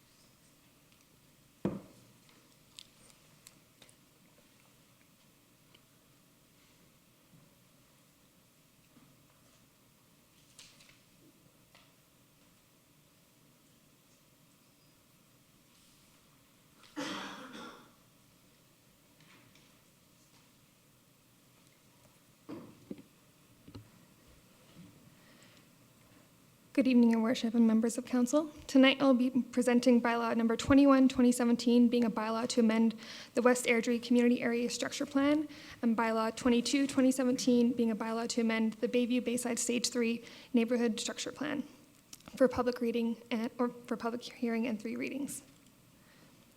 The applicant for the aforementioned bylaws is Urban Systems, and the owner of the subject lands is Genesis Land Development Corporation. Bylaw 21, 2017 is an application to amend the West Airdrie CASP as it currently stands to bring the document into compliance with the amendments proposed through Bylaw 22, 2017, which proposes an amended community design for 207 acres of land within the NSP. Tonight in my presentation, I will be reviewing the subject land's location and existing land use context. I will then outline the proposed amendments by exploring the proposed changes to the NSP, which include the NSP plan areas, housing and density, the proposed built form, circulation and connectivity, the proposed conceptual design for the parks and open spaces, and the additional consideration of the joint use school site. The West Airdrie CASP plan area consists of lands bordered by 1st Avenue North, 8th Street Southwest, Yankee Valley Boulevard Southwest, and 24th Street Southwest. It is adjacent to the Luckstone Park Estates CASP area to the east, and the Chinook Winds and Cooperstown CASP areas to the south. The Bayview Bayside Stage 3 NSP area is bordered by Bayside Stage 1 and 2 NSP areas to the south and east, in addition to the Chinook Gate NSP area to the south, the annex lands to the west, and the Sagewood Stage 2 NSP lands to the north. On this aerial, I've highlighted the CASP area, which you can see is largely built out, the NSP area, and roughly the subject lands being considered tonight, which are identified as the amended area. The subject 207 acres within the amended area is currently undeveloped land within the west central area of the CASP plan area and within the plan area A of the NSP. The existing land use concept for the CASP and NSP areas is shown here through the CASP land use concept on the left and the current designated land use for the area on the right. As you can see, the entire CASP area has been assigned land use with the exception of the existing church lands near the intersection of Yankee Valley Boulevard and 24th Street, which is designated as urban holdings. Looking closer at the extent of the amended area, you can see the majority of the area is currently designated as Direct Control District 33, with 3 high-density multifamily sites designated as R4 and R5, and a commercial mixed-use area, which is intended to facilitate the development of a mixed-use commercial square within the community. Also, you'll notice that all of the lands surrounding the amended area have been assigned land use and have already been subdivided. The NSP plan area constitutes approximately 322.5 acres of land, and the NSP was originally adopted in 2009 through the adoption of Bylaw 23, 2009. The NSP has been amended many times since that time, most recently in 2015. The NSP lands are divided into 4 plan areas. The proposed amendment pertains to lands within Plan Area A within the NSP. Plan Area A consists of approximately 241 acres of land, of which 33.68 acres have already been subdivided and are in the process of being built out. Plan Areas B, C, and D have not been modified as part of this application as they have already been subdivided and built out. As such, the proposed amendments pertain only to 207 acres of land within Plan Area A as identified on this slide.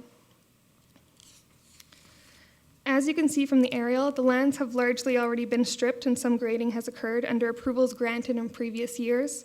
Additionally, the canal stormwater system has been constructed, in addition to 2 access points off of 24th Street, here and here. Bylaw number 22, 2017 proposes a different community design for the remaining undeveloped 207 acres of land within the NSP and within Plan Area A. It proposes a modified street network, a redistribution of residential density, a reorientation and relocation of the joint use school site, a redesign of the open space network, and a relocation and reduction of the commercial lands. The projected number of units within the NSP area is proposed to be a minimum of 2,357 units and a maximum of 2,585, with a corresponding density range of 7.81 units per acre to 8.56 units per acre.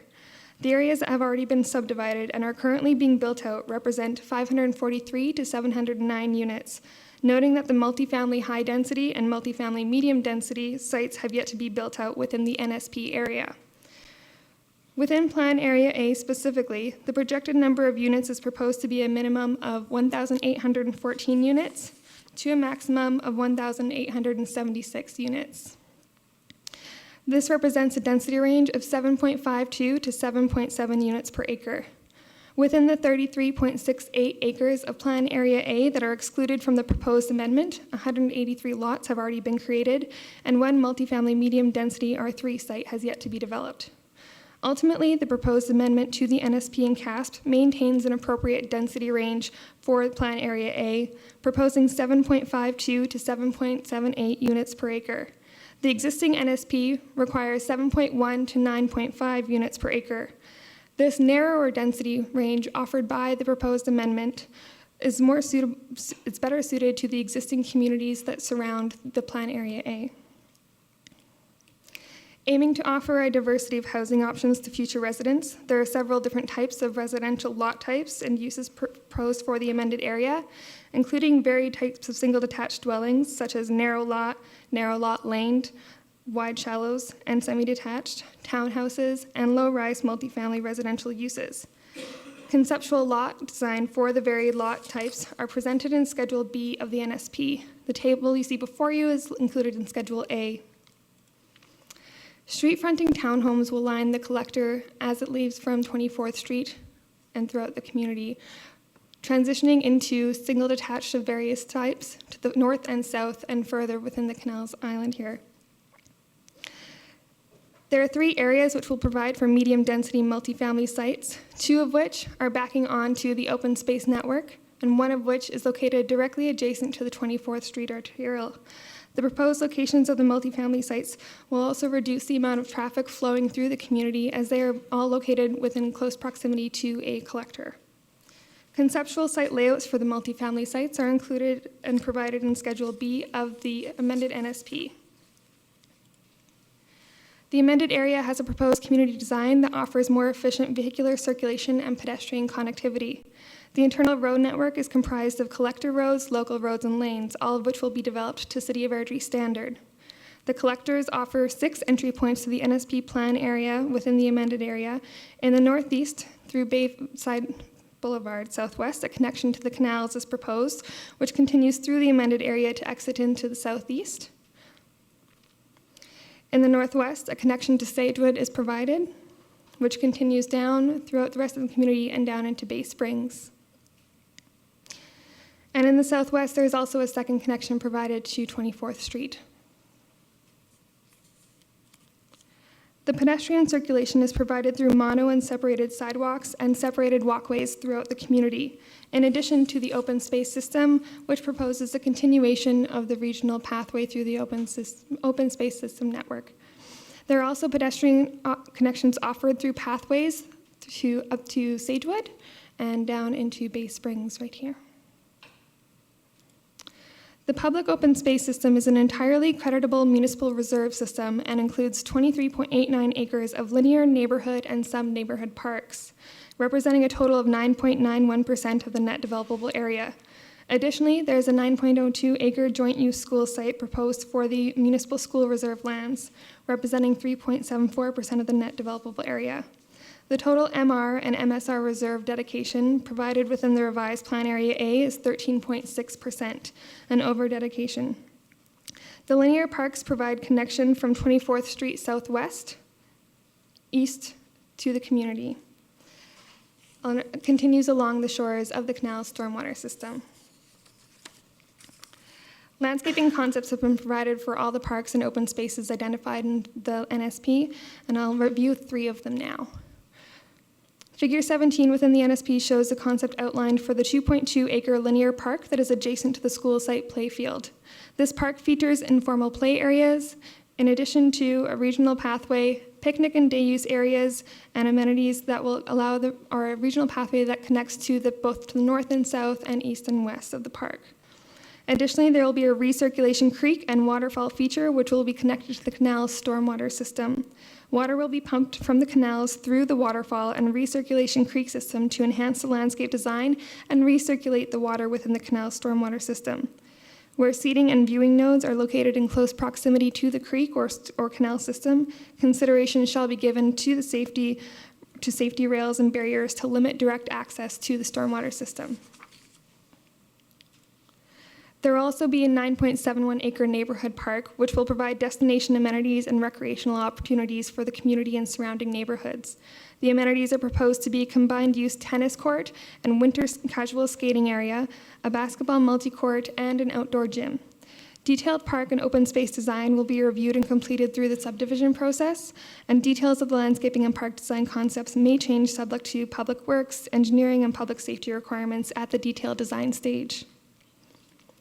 Finally, the northern portion of the 9.71 acre neighborhood park will provide multi-generational recreational areas with a seniors playground that includes both manufactured and natural play elements, in addition to a junior play area, again including natural and manufactured play elements. The proposed joint use school site is approximately 9.02 acres in size and has been redesigned and relocated to create a more efficient rectangular parcel for a future school that is more centrally located within the NSP area. It is located adjacent to 2 collector roads, Bayview Gate and Bayview Street, and within close proximity to the 24th Street arterial road. The school site will be adjacent to the parks and linear open space system to the north, and the public recreation facilities that are offered through the Destination Amenity Park to the east. Presently, there are outstanding concerns regarding the allocation of the joint use school site, as both Rocky View School Division and Calgary Catholic Schools have demonstrated an immediate need for land for a school site within the area. However, discussions are currently ongoing between administration, the school boards, and the Joint Use Reserves Committee to find a solution to this issue. Ultimately, as stated historically in all previous versions of the CASP, the allocation of the joint use school site will be determined at the time of subdivision or development of the land. The proposed amendments to the NSP and CASP were brought to the Municipal Planning Commission on June 15th for review and ultimately to provide a recommendation to Council. Some highlights of the discussion held at MPC are the MPC strongly supported the removal of the 3 multifamily high-density sites, as it allowed for a more sensitive transition between the different densities throughout the community. MPC also supported the relocation and reorientation of the joint-use school site, as it presented a more efficient use of land in a more centrally located area. MPC questioned as to whether or not a 15-meter right-of-way and 9-meter carriageway was sufficient for the residential parking both sides of road standards, citing concerns that snow storage, parking on both sides of the road, and the flow of traffic would not be easily accommodated. Administration noted that these standards are provided in the Schedule A of the amended NSP, meet the City of Airdrie engineering design standards, and further that this residential road standard can encourage motorists to be more cautious and reduce their speeds throughout the residential communities. MPC also posed a question as to whether or not the commercial lands provided would be sufficient for the community and adjacent lands. Administration noted that the previous mixed-use commercial node was deemed to be too large for the commercial needs of the surrounding area, and reducing the intensity and relocating the commercial node to be closer to an arterial would better meet the anticipated needs of the community and allow for future commercial uses to thrive. Ultimately, MPC voted 5 in favor, 1 opposed, to recommend that Council adopt the bylaws. Now that I've briefly reviewed the highlights of the amended area being proposed through Bylaw 21 and 22, 2017, I will review the planning rationale that allows administration to support the proposed amendments. The proposed amendments to the NSP and CASP maintain an appropriate density range for Plan Area A, proposing 7.52 to 7.78 units per acre. The existing NSP requires 7.1 to 9.5 units per acre, with 3 high-density and mid-density multifamily sites. This narrower density range and removal of the multifamily high-density sites will better suit the existing surrounding communities. The previous Plan Area A detailed a commercial mixed-use community node on the east side of the canals. This location was not ideal as it was isolated by the canal system and would likely not attract enough traffic or consumers outside of the immediate community to ensure the commercial land uses were supported and thriving. The relocation and intensity reduction of the mixed-use commercial area to a neighborhood-level commercial land use adjacent to an arterial will serve the community well and provide more traffic to support the commercial businesses. The amended area maintains a good mix of housing types and lot types for families of all income levels with a variety of needs. And the proposed amended NSP and CASP relocates the joint-use school site to a location that is more suitable as it is adjacent to 2 collector roads and more central within the NSP area. Additionally, the proposed amendments maintain the size of the school site that has historically been provided in all of the CASP and NSP documents. And the Destination Amenity Neighborhood Park will offer the residents a unique type of community hub that will offer year-round recreational activities, gathering spaces, and encourage community cohesion and socialization. Ultimately, the proposed amendments to the NSP and CASP offer a community design that thoughtfully considers the diverse housing, recreation, and commercial needs of communities in Airdrie, while enhancing the pedestrian and motorist connectivity of the subject lands and introducing a more sensitive density transition in the built form and conceptual land use, and therefore administration is in support of the proposed amendments. This concludes my presentation, and I will now hold for public hearing. Thanks, Robin. I'm always amazed at pictures of trees on desolate land that are massive and mature and beautiful. Just a quick question, I guess probably for Lauren. So as it relates to the school site, we've had conversations with some of our trustees around some of the schools that have been built, and pick up and drop off and those types of things have been challenging. Are we working in conjunction with the school boards, whomever gets that site, that we're building it with our input and their input, and we're making it as feasible as possible for everybody? Just if you could comment, Mr. Stevens, please. Your Worship and members of council, in negotiating, I guess an overall land use allocation agreement with our school board partners, that is the Francophone, the Catholic School Board, and Rocky View School Division. There is a particular schedule within that that identifies the specific characteristics that are required for school sites, so that encompasses things like minimum frontages, widths of sidewalks, utility servicing, and so forth. We have adopted, I guess, a draft schedule in our discussions, and those are essentially one and the same or very similar to our existing school site servicing standards. What we have indicated, again, these are draft discussions with the school boards at this point, but we do want to go out, spend a little more time tweaking those particular site servicing guidelines and then go out to our development community just to test and discuss those with them prior to formal adoption. But that is the intended approach. And there are, I guess I would assure Council, there are existing site servicing guidelines that are generally acceptable, but we do think could be improved. And we just want to ensure that we have discussion with the development community prior to formally endorsing those changes. Excellent. Thank you, Lauren.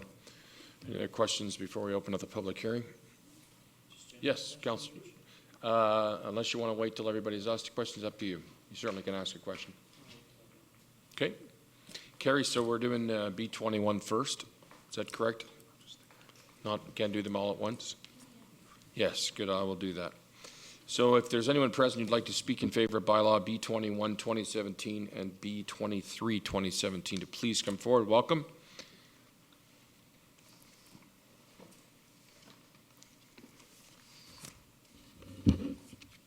Good evening. Is this on? Yes. Sorry. Good evening, Mayor Brown and members of council. My name is Jane Power with Urban Systems. We are the applicant on this two proposals in front of you this evening. I'm here to answer any questions and to be here in enthusiastic support of our amendments to the NSP and the CASP. Also with us here tonight is two representatives from Genesis, Peter Jensen and Arnie Stefaniuk. Is Arnie walking or is he standing up? He's still struggling? Yeah. Okay. I can't see him. He must be on the floor. Oh, there he is.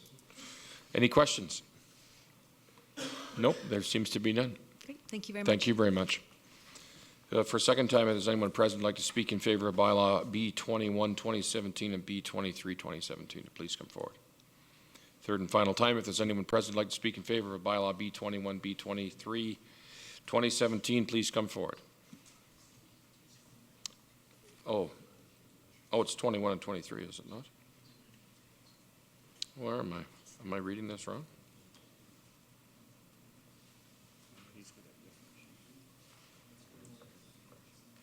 Well, if it is, it says 23 on my sheet. Okay, so, Carrie, please. Your Worship, members of council, I just want to bring your attention to two pieces of correspondence that came in regarding this public hearing. Both are from the school divisions, one Calgary Catholic School District and the second one from the Rocky View School Division. Both are in support of the applications tonight and both are interested in a school in Bayview. They discussed their need within the correspondence. Thank you. Okay, and Carrie, to confirm, I have B21, B23. It is not B21, B23. It's B21, B22. It is 22? Okay. So do I need to repeat? Sorry, you could ask one last time. Thank you for not having me repeat. Is there anyone here who would like to speak in favor for a third and final time of bylaw B21 and B22? Please come forward. Okay, there being none, is there anyone here who would like to speak against bylaw B21 or B22 to please come forward? For a second time, is there anyone present who'd like to speak against bylaw B21, B22 to please come forward? And for a third and final time, if there's anyone present who'd like to speak against bylaw B21 and bylaw B22, please come forward. Okay, there being none, we'll turn it back over to administration. But before you get started, Robin, with the resolution, Councillor Haig had a question, please. Thank you, Worship. So if I'm looking at the northeast corner of the bylaw, right, and right now you've got around that portion of the canal, if you look around where the pathway system goes, you have a loop that carries around, I believe, right? So now you're proposing that you take away that loop so you've got connectivity between the canal that flows southwesterly through through the area, and then you're adding a bridge that would go across right now, which is essentially a path right now, correct? Through the chair, I'm just going to bring up the previous or the existing approval for reference. So this is the existing NSP approval showing the bridge in the northeast corner that's still staying in the same location, and the bridge right there. There is a pedestrian bridge that is still slightly outside of the amended area, but it is proposed to be right here. The main change to the MR located within this area is the loop that continues along the northeast section of the canal that I'm showing here, or I guess it would be southeast. Does that answer your question, Councillor? It does, other than right now that loop goes all the way around. Correct? So there's a pathway right now that goes all the way around that portion. Right? So if you go around right now, there's, I believe, a culvert that goes under that southwest part that goes through. There you go. Thank you. So Right. that's, you're going to connect those two, right? So that's would be free flowing or water collection in that northeast portion. So the southwest portion of where your hand is right now, it's perfect. Can you go back to that Okay. last one you're at? Yes. Yeah. So you're going to put, basically you're going to open that up, right? And allow the water to be connected. Yes. Okay. And then right now where there's a pathway, Hmm. you're going to put a bridge through that will lead into channel side in there. The bridge will be located further Yeah, south. sorry, but if you keep, say you're walking along, there you go, thank you. Okay. That's going to be a roadway right through there, and they'll That's connect correct. into. To the Okay. canals. So what I'm seeing happening there is that will be you're breaking up that pathway system, correct? Like, will there be passageway across that bridge that will be on the east side of that? Through the chair, it's my understanding that yes, there will be pedestrian connectivity through the bridge. Okay, and so will that pedestrian connectivity be across the traffic, or will the bridge go over top so that the pathway goes underneath, such as we see down in Sierra Springs? Through the chair, I don't have the bridge detail design. It wasn't presented as part of the NSP. Okay. It's something that Sorry, Robin. I'm just wondering if one of our resident experts with Genesis can step forward and answer that question. Please. Good evening, Your Worship and Council. My name is Peter Jensen. I'm with Genesis Land Development. And further to your questions about the... Peter, if you can go a little closer to the mic so everybody can hear you. Oh, sorry. There you go. Your concerns with the bridge. There will be pedestrian connectivity on both sides of that bridge, on either side of the carriageway. Very similar to the bridge that we're constructing in Bayside this year. So that same bridge design will be carried So through. I think where Councillor Hegg's talking is that you're through road here. He wants to make sure that that connectivity is continuous. It does not get cut off by the road. And is that what you're looking for, sir? Just want to. Correct. Thank you. The existing pathway that's by that bridge will be removed, and that the pedestrian traffic will travel across the bridge to be constructed, the vehicular bridge. Okay, I think you're at the wrong end. We're talking actually at the very, right there. Yes, that's correct. Okay, so you're not talking about the bridge, the pedestrian, the vehicular bridge over here. We're talking at the very north east corner of the property. So that where you're there's a road coming through here at the top. Can you put their hand there, please? Yeah, right there. So that's where Councillor Hegg's question is directed. Is it going to interrupt with the connectivity of the pathway system that's going to be existing there? The existing pathway, that small portion will be removed, and the pedestrian traffic will be redirected up onto the bridge and to continue down around the canal and the pond. Okay.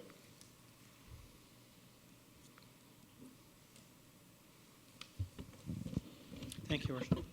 Thank you. Thank you, sir. Appreciate you coming forward. Oh, apologize, Councillor Coulson. So it will share, the pathway will share the roadway with vehicles, or there will be a separate area for bikes or pedestrians There's a to go separate area across? for pedestrians, bike. They're separated by a concrete barrier. Right, okay, thank you. Thanks, Peter. Much appreciate you coming forward. Sorry, Robin, if you were going to answer, please continue, or we can move on. Nope. Stephen, please.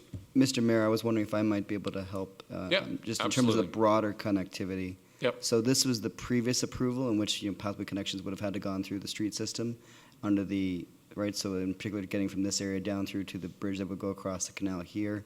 Under the new design, So this, like a portion of this would remain, and the pathway is able to go along this green space here, border the canal, and then take it to that path, to that bridge there.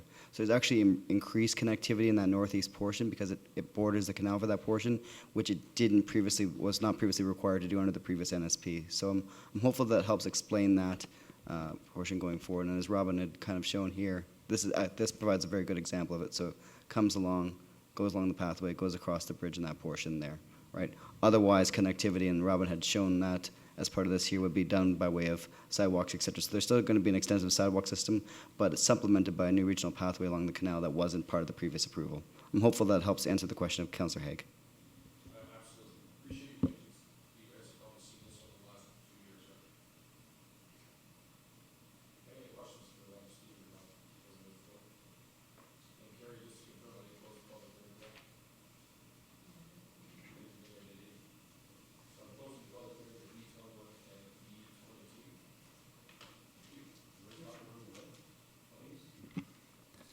There's a first. It's my voice. I can hear myself. So I'm going to be closing the public hearing for B21 and B22, and I will turn it back over to Robin whenever you're ready, please. Thank you, Mayor Brown. The alternatives before Council tonight are that Council adopt bylaw number B21 2017 being the CASP amendment and bylaw B22 2017 being the NSP amendment by giving 3 readings to both bylaws if Council agrees with the proposed amendments. That Council table bylaw B21 2017 and 22 2017 should further information be required for Council to make a decision, or that Council defeats bylaw B21 2017 and 22 2017 if Council disagrees with the proposed amendments. And the administrative recommendation is that Council adopt bylaws B21 and 22 2017. Excellent. Thank you, Robin. Questions or comments for Robin? Okay, don't see the lights on. So from my perspective, I'm going to be supporting the changes. I like the certainty and density. That was a huge variance, upwards of 2,250 units, whatever that was. Now we have some certainty of what's going in there. I like the commercial component, and I like the location of the school, and I'm really, and I know this already, Lauren, but the question was more for people who don't know our relationship with the school boards and school divisions, how we do business, what we're trying to do, and work in conjunction with our community partners. So appreciate your indulgence there. Carrie, can I call them both at once, or do we have to do them separately? Please do them separately, just in case someone doesn't want to vote, wants to support one and not the other. Fair enough. Great comment. First up, Councillor Bellick, please. Thank you. I'd like to give first reading to bylaw number B21, 2017. Excellent. All those in favor? It's unanimous. Thank you, Councillor. Oh, he's not here, so I'll go Deputy Mayor Burley, please. Thank you, Your Worship. Second reading of bylaw B21, 2017. Thank you. All those in favor? It's unanimous. Councillor Chapman, please. Thank you, Your Worship. I'd like to move permission for third reading of bylaw B21, 2017. Excellent. All those in favor?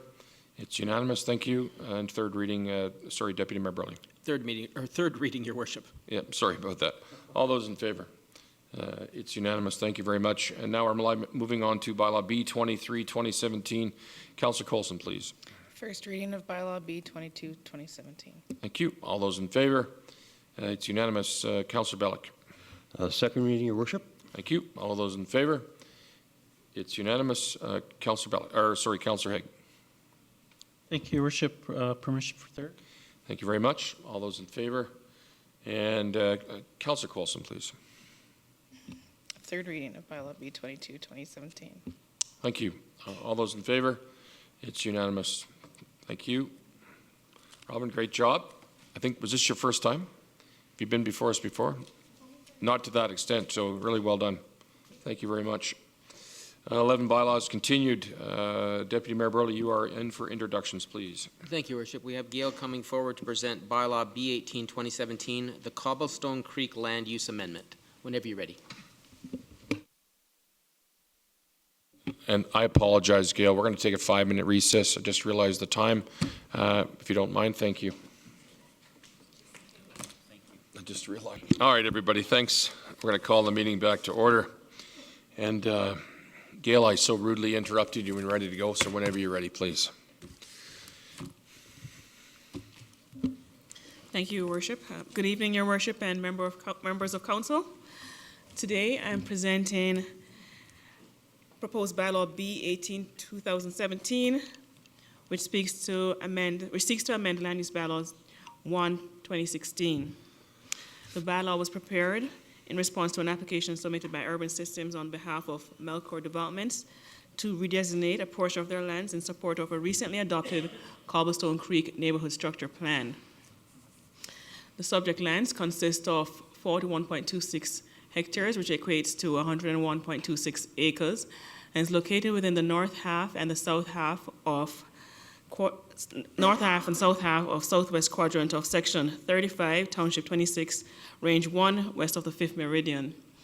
The subject lands are located west of the existing community of Windsong and South Windsong, south of the recently approved community of Chinook Gate, and southwest of the Chinook Gate Regional Park and the existing community of Prairie Springs. The lands are bounded by 24th Street to the west and 40th Avenue to the south. With regards to the proposal seeks to amend the existing designation from urban holding to the following 7 land use districts in support of the approved neighborhood structure plan. And that is our R2-T, which is our townhouse residential district, and that amounts to about 38.87 acres. And just to provide some more detail, the R2 district includes up to 2 dwelling units per building. So that's our single detached, our semi, and or attached housing units. Another land use district being proposed is R2, which is our low density residential district, and that includes, R2, that includes our low density residential district.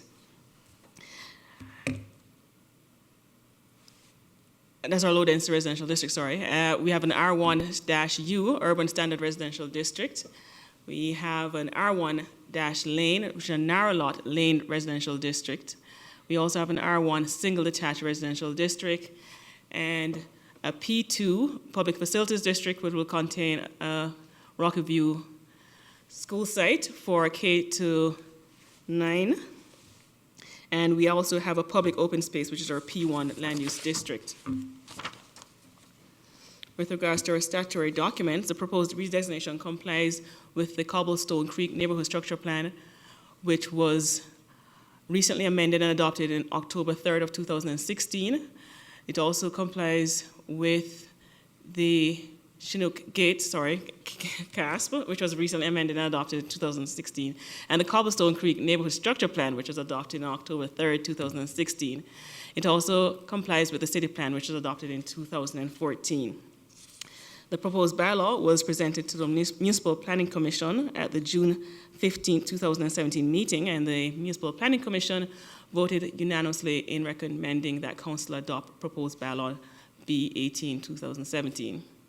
Communications, advertising / notification will be completed in accordance with the Municipal Government Act prior to public hearing. Specifically, an ad will be placed in our city connections running from August 4th, 18 and 18 for a public hearing to be held on August 21st.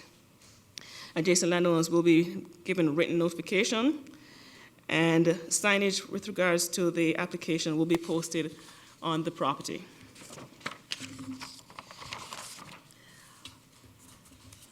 Council has 2 alternatives at this point. One being Council could give first reading to bylaw B 18/2017. By giving first reading, Council is supportive of the proceeding with public hearing and the bylaw being presented for subsequent readings at a future date, specifically August 21st, 2017. Alternative 2, that Council could defeat bylaw number B 18/2017. Defeating bylaw B 18/2017 would mean that we would not proceed with public hearing and no further readings of the bylaws would occur. Consequently, the existing land use designation of urban holding would remain, and no further development of that community could proceed. At this point, administration is recommending Council go with alternative 1, and that is to give first reading to bylaw B 18/2017. Thank you, Gail. Comments or questions? Just for Deputy Mayor Burley, any concerns from MPC? I didn't see any noted in the report from staff. Unfortunately, Your Worship, I was not at that meeting. I was in Ottawa for my daughter's graduation. Oh, okay. Well, it was unanimous anyway, Yes, so it that's a was. good thing. Okay, any other comments before we move on the motion? There being no lights on, we'll move forward. Deputy Mayor Burley, please. Thank you, Your Worship. First reading of bylaw B18, 2017, the Cobblestone Creek Land Use Amendment. Excellent. All those in favor? It's unanimous. Thank you. Thank you, Gail. Thank you, Stephen. Item 12, we have no financial position tonight. 13, we have nothing arising. 14, agenda reports. 14.1, Councillor Coulson, please. Thank you, Your Worship. We have Michelle Locke coming up to talk to us about the direction for the future library.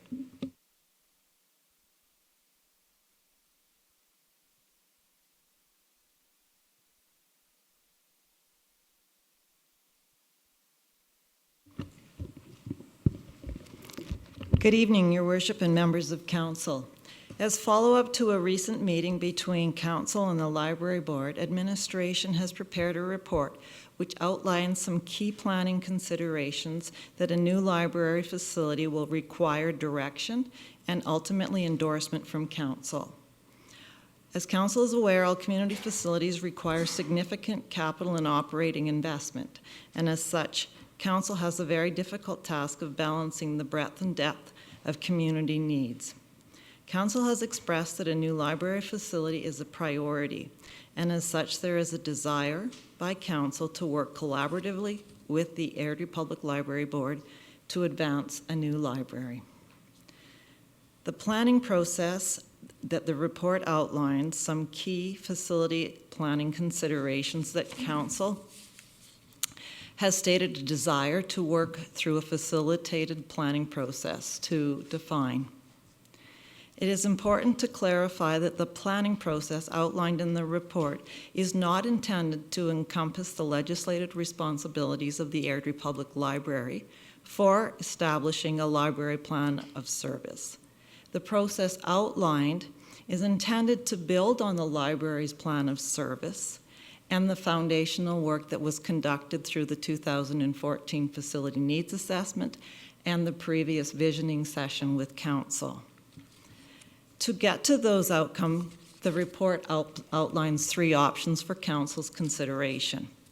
One option is to have Council appoint a steering committee, 3 members of Council and 3 members of the Library Board, supported by technical administrative support of the Library Director, representative from Community Services, Airdrie Finance, as well as the Corporate Projects Planning Team. The steering committee would be a collaborative body working together to define the vision for the project, develop a project charter that defines the principles that would guide and inform decisions for a future library, create a priority list of desirable physical attributes to be considered for a library facility, a high-level analysis of Alberta benchmark studies for library facilities, analyze the previous work done through the needs assessment and visioning, and to take the library service plan to inform the future space requirements. Second option for Council's consideration is to have all of Council and all of the Library Board review those planning processes. Or the third option could be for Council to consider administration of both the library and the technical administrative body to present separately to Council a process for which Council could inform and guide their vision for a library facility as well as for the Library Board. The benefits of the steering committee is that it is a smaller group and that there could be easier scheduling and consolidated discussion and would require less time. If it's all of Council and all of the Library Board, there would be a requirement for a process consultant to facilitate the breadth and depth of information from all parties, and it would just require a more coordination of the inputs. And the third option, while not desirable but is possible, would be having the discussion facilitated between administration and council and administration and the library board.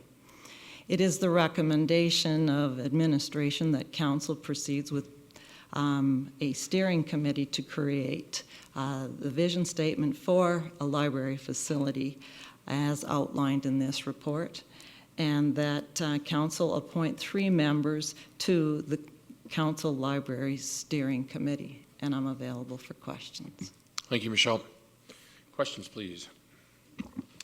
Councillor Haig, please. Thank you, Worship. It's great to see. It looks like we're finally getting some teeth into this thing and moving ahead. So I just have one question in terms of if council decides to go with the recommendation of 3 and 3, what would it be up to that committee then, the steering committee, to choose a chair in order to organize those, or Yes, or whatever under that looks steering like? committee would get together and determine that, as well as their project charter. Okay, thank you. Thank you. Councillor Chapman. Thank you, Your Worship. Through the chair, what are we looking at for timelines for setting up the steering committee? So it was anticipated that if council were to direct the steering committee to commence, it would be late August if we could procure a consultant to start within that time frame. Okay, thank you. Thank you. Yes, Councillor Coulson. Thank you, Your Worship. Through the chair, does council need to officially appoint the 3 members from the library board as well? Or is the library board within their role to appoint their own members? What was presented, or what was conceived in this report, was that the library board would present their 3 members. Yeah. And council. Tonight? No, no. Oh. They could do that at a later date. But which members, what was being requested tonight was that council appoint their Right. 3 members. So we don't have to come back and reappoint library members, No. is what I'm asking. Okay, No. thank That's not you. what was conceived in this report. Okay, so I really like the recommendation. Thank you, Michelle. So do we absolutely have to do it tonight? Because I would like to have every member of council present if, unfortunately, obviously my first 2 picks are existing board members. But that would be my choice. But can we have a conversation in the following days or weeks, or by email or whatever, or how would everybody like to see that? Because we can do it tonight, but I would prefer to see everyone here for that conversation. Yes, Councillor Coulson. I would be okay to wait, Your Worship, if we could ratify it via email and not have to come back again in August. No, deal that's with not what it. I'm suggesting. So, We would deal with it within ourselves in the next week or 2, or even sooner, I think. Sorry, Councillor, are you done on your end? Thank you. Councillor Chapman, please. Your Worship, my hope would be, or my wish would be, to think about this for a bit for the board members. If we had both board members that are on council, that could conceivably be 4 library board members that would be on the board or on the steering committee. So I just, and I think if they were appointed through the library, then we could have lopsided on the council side. So I think there's a balance here we have to think of, but I agree both members would be great on that steering committee for sure. Okay, so we can bring that part. We'll just ratify the position that we're going to go forward with tonight is what's been recommended, less appointing the 3 members. And we already know that APL will be your, board members will be appointing their members. Your Worship, I can just clarify that APL already appointed their board members. Oh, okay. And they're all. Great. Sorry? In anticipation, and they are here tonight to, some of them are here tonight to listen to what was going on, and council members were not appointed by APL. It was all citizen members of that board. Thank you. Yeah, no, that's great. I think That's that's what fantastic. everybody expects. Okay, thank you very much. So, sorry, who's making the motion? Councillor Coulson, please. I'm not exactly sure what motion, obviously we want to proceed, but we're going to table and ratify via email? So why don't you just put a time limit on ratifying the 3 members of council? So we can have it ratified within 2 weeks. Carrie, on an email vote? It would be ratified at the next council meeting, August Yeah. 21st. So regardless, we have to come back. But we could still appoint the members, and they could act. Can we not just proceed, endorse, and say that we will appoint No, it has to be ratified if we're going to do it via email. Yeah. Okay. I would not like to table this any longer. To come No, back again at that's the fine. end of August. So Okay, if we can so have let's that have the conversation conversation here now. Yep, we're going to go. Councillor Haig. So I don't think this would be tabled to choose the 3 members. We're not going to get anything done before August 21st anyway, in terms of meeting as a board, I believe. Staff, correct me if I'm wrong, but I think I heard that this would be done with an appointment or possibly some facilitation being done, could even possibly of after the last library board meeting, of which is the next one, which is at the end of August as well too. So I think if we approve this, we can still move ahead, appoint our members in the meantime, and then ratify it on the August 21st meeting, and then we're good to go. That doesn't prevent anybody from attending, because realistically, we could have 4 members sick and 3 members show up if there's a meeting ahead of schedule, correct? Yes, okay. So if you're okay with that. Well, I'm just I believe that we're here to have this conversation in public. So I'm thinking that maybe the debate should take place publicly and not via email, but that would just be my 2 cents on that one. Do we have a strategic meeting in 2 weeks? Or are we off the summer? We're done. Your Worship, I just wanted to say that I'd be happy to put my name forward as a member of council to sit on the steering committee. Okay, perfect. Well, then I'm very comfortable with Councillor Haig and Councillor Coulson representing us along with Councillor Chapman. If everyone else is, let's ratify it tonight, right now. Get her done. Let's go. We got her done. Do you accept? Yeah. You accept, Harry, Councillor Haig? can I appoint myself in a motion? No, we've already appointed you. Oh, you've appointed You have to me. accept the appointment. I'll accept the appointment Thank and to proceed and endorse as presented and as discussed. Carrie, you captured that? 3 members of Councillor Haig, Councillor Coulson, and Councillor Chapman on behalf of the council. I'm assuming it'll be a majority vote, but I won't guess that. All those in favor? It is a majority vote. It's unanimous. Thank you very much. Thank you for putting your name forward, Councillor Chapman, Councillor Coulson, and Councillor Haig. We're moving on to one of my favorite persons here, 14.2, Deputy Mayor Burley, for introductions, please. Thank you, Your Worship. We have Dorian coming forward. I'm not sure if I'm the favorite or if it's Dorian. No, it's quite all right. I do want to comment, but I think the person that I'm talking about knows who I'm talking about. Thank you. I appreciate the confidence, Your Worship. Thanks, Dorian, for coming forward. Whenever you're ready, Dorian, go ahead with Council's strategic priorities. You had me at hello. Good evening, Your Worship, members of Council. Every year, Council revisits their strategic priorities. For the first time this recent term, they established their priorities for 2014 through 2017. And now our 2018 planning process and budgeting processes are upon us, and we would value Council's direction to extend these for 2018. That will allow a new council, even though they're being elected in October of this year, to get their feet under them, learn more about their roles before they are put in a position of establishing priorities for their 4-year term. So Council met on the evening of April 24th, 2017, and reviewed the existing priorities. Generally, the desire was to stay the course. The economy was certainly a priority, and that was reiterated. And as well, the need for a larger library was also identified as an outstanding concern. And the existing priorities were expanded to address that item, as well as advocacy again for a post-secondary option in Airdrie. So the actual goals that are being put in front of you were to attract post-secondary institutions to Airdrie, to create an educated workforce and create employment. And the action would be to advocate for post-secondary opportunities to locate in Airdrie. And under arts and culture, the goal being to address the library's space needs, as just discussed, and the action to advance the planning of a new library and the possibility of incorporating it in a multi-use facility.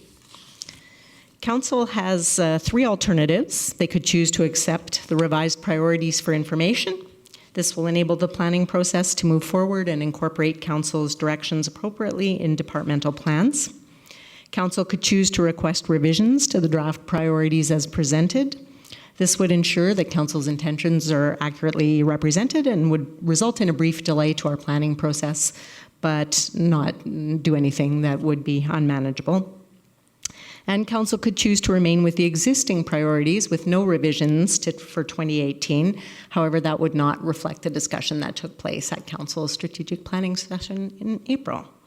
And the recommendation from staff is that Council endorses the updated 2015 to 2018 strategic priorities. I'm happy to take any questions or comments. Thank you, Jordan. Comments or questions? There are no lights on. I think we're all pretty clear on what we discussed and comfortable with what's being put forward. And I appreciate the foresight in looking toward potential new members and who may be sitting here and may not be sitting here come 2017, 2018. So with that, Deputy Mayor Burley, please. Thank you, Worship. Then I'll make a motion that Council endorses the strategic priorities 2015 to 2018. Excellent. All those in favor? It is a unanimous evening this evening. Thank you. Thank you. 14.3, introduction. Councillor Haig, please. Thank you, Worship. I'd like to ask Leona Isa to come forward, please, and speak to us about the Electoral Boundaries Commission. I think she's missing an accent. She's probably watching on video. Leona, you're wanted at the council Stephen chambers, please. She's probably running from her desk. She has a little bit of a, what do they call that in the trees when you slide down? A zip line. We need a zip line from her office to chambers. I think that would work fine. Oh, yeah. I can hear her shoes. Those aren't Kent's. Thank you, Kent.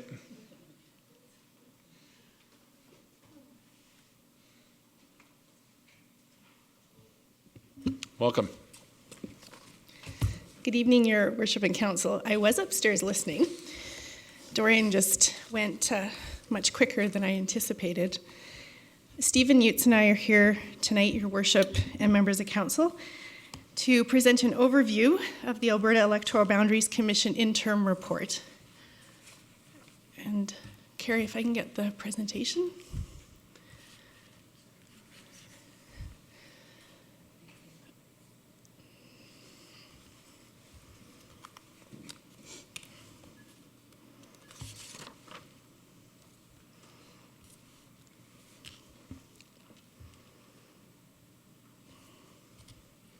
Thank you, Carrie.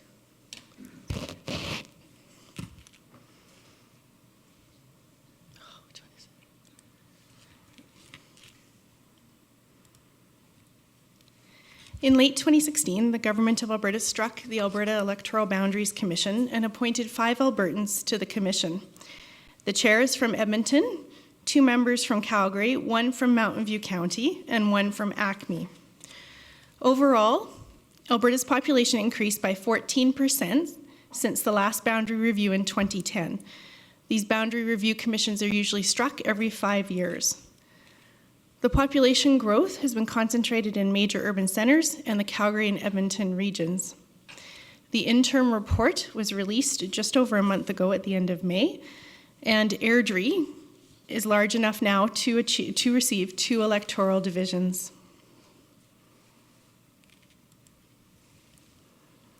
Airdrie's 2016 population was almost 62,000 people.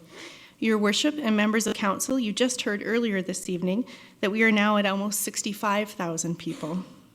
Airdrie's population is well above the provincial electoral division average of 46,697 people.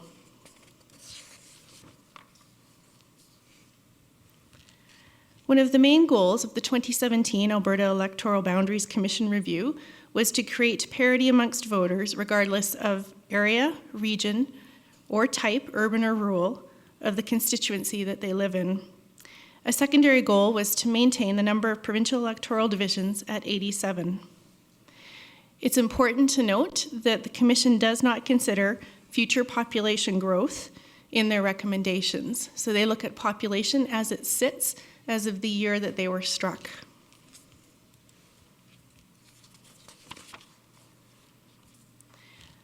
The Electoral Boundary Commission interim recommendations included a consolidation of rural areas, which resulted in 3 fewer seats, allowing the Commission to create 3 new electoral divisions, one of which includes Airdrie. One member authored a dissenting report outlining other factors that should be taken into consideration in a boundary review.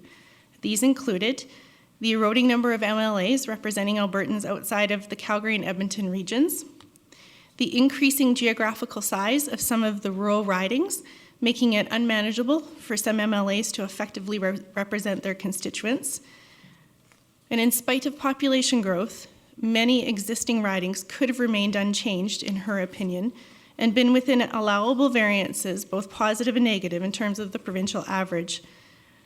The dissenting member felt that it resulted in some electoral boundaries being changed in both rural and urban areas that did not necessarily need to be changed. The Boundaries Commission created an Airdrie riding, which contains, as of 2016, 44,355 people. The boundary area is indicated in red on the screen. Again, those are based on 2016 census numbers. This created an electoral division of 5% below the provincial average. The new riding that was created by or suggested by the Alberta Electoral Boundaries Commission was the Airdrie Cochrane riding with almost 50,000 people, again based on 2016 census numbers. That's approximately 6% above the provincial average. The Commission did note that they had some concerns with the creation of this riding. One of them was whether or not an MLA could effectively represent a town, rural area, and a portion of a large urban center, the largest urban center outside of Calgary in the Calgary region. They indicated 2 places in their report that they're looking for feedback on this option and that they are open to additional suggestions. The third riding around the Airdrie area was the change in the Chestermere riding. The boundaries now include almost 45,000 people, which is 4% below the provincial average. Geographically, this is a large, diverse riding, wrapping around 3 sides of Calgary, as indicated on the map on the screen. And now I'm going to turn it over to Stephen, just to go through some options that we outlined in the council report in further detail.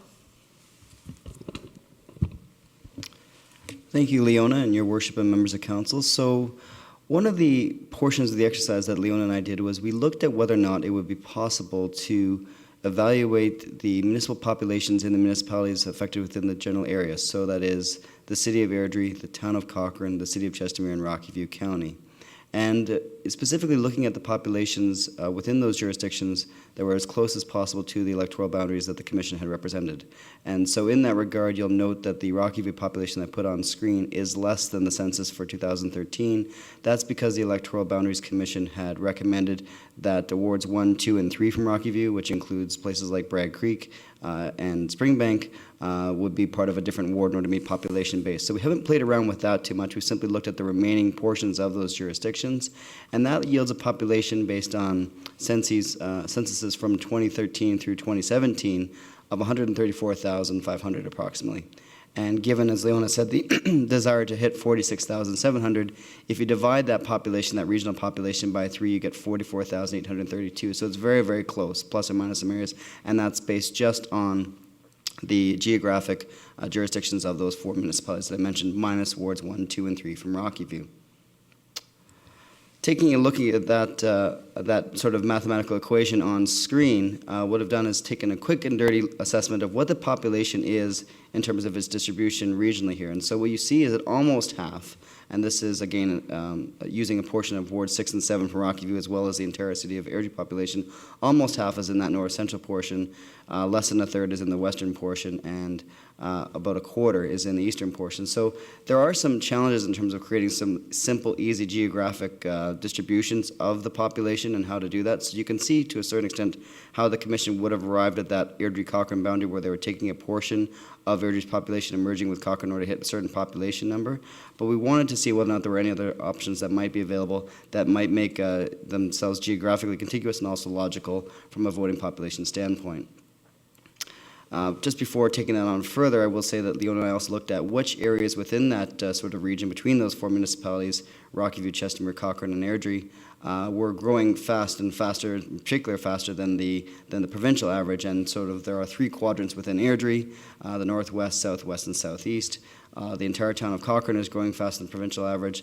Places like Bearspaw are growing faster than the provincial average. On the east side, Chestermere itself, as well as places like Conrich and Langdon, et cetera, are growing faster than the provincial average. So that's something to keep in mind as we think about what ridings might be, especially what ridings might be geographically going into the future. And while the Commission doesn't look at that specifically, as Leona mentioned, it looks at a point in time. It's something for the purpose of this exercise and for providing feedback to that we did evaluate. In terms of the population of Airdrie, using the boundary that the Commission had used, so they used Yankee Valley as the boundary on the southern side and creating that Airdrie-Cochrane boundary before. We retain that for the purposes of looking at what the population is in those four quadrants. So I will caution that this is not geographically in terms of if you have a northwest address, that you're in the northwest. For the purpose of this exercise, northwest is west of Highway 2 and north of Yankee Valley Boulevard, and of course the other quadrants are the same. So you can see the populations based on 2016, and at that sort of a boundary and analysis, most of the population is in the northwest. But there is a tricky little thing happening here in that in the northeast in particular, while there was, as you saw a moment ago, a little over 8,000 people in the northeast, most of that is south of East Lake. And so there's a very, very small portion, just that apartment building next to Genesis Place, that's actually in the north. And where that comes relevant is in particular to one of Council's objectives, and I'm sorry I've misdrawn that slightly, that boundary should extend all the way down to the southern boundary here. But what you might be able to do in terms of making the boundaries not necessarily about the highway per se, extending them over geographically so they take on an area other than just the highway, but still provide you almost the exact same population base to work with. And so that was one of the considerations that Leona and I had. In terms of capacity going forward, and again, I will remind Council that the Boundaries Electoral Commission is not necessarily looking at future growth, but we did take that into consideration. And in terms of population capacity, especially with the recent cash justifications that were approved by Council on May 1st, here and here, when you look at the population availability and land availability that would, according to our growth study, last us the next 14 to 18 years, the majority of which is in the northwest and then followed by the southwest and then the southeast, making the general assumption that at some point in time in the next 14 years, the 2/4 sections of land that the Utility Master Plan had identified for the southeast would eventually come online, though I caution that there is no CAS justification, there's no CAS approval at all in the southeast to justify that. It's simply an assumption that was made for the purpose of this exercise. I would also suggest, too, that the southwest could increase faster, for example, if some of its areas were to come online quicker. So this is in flux, but it gave us a bit of a ballpark to work with.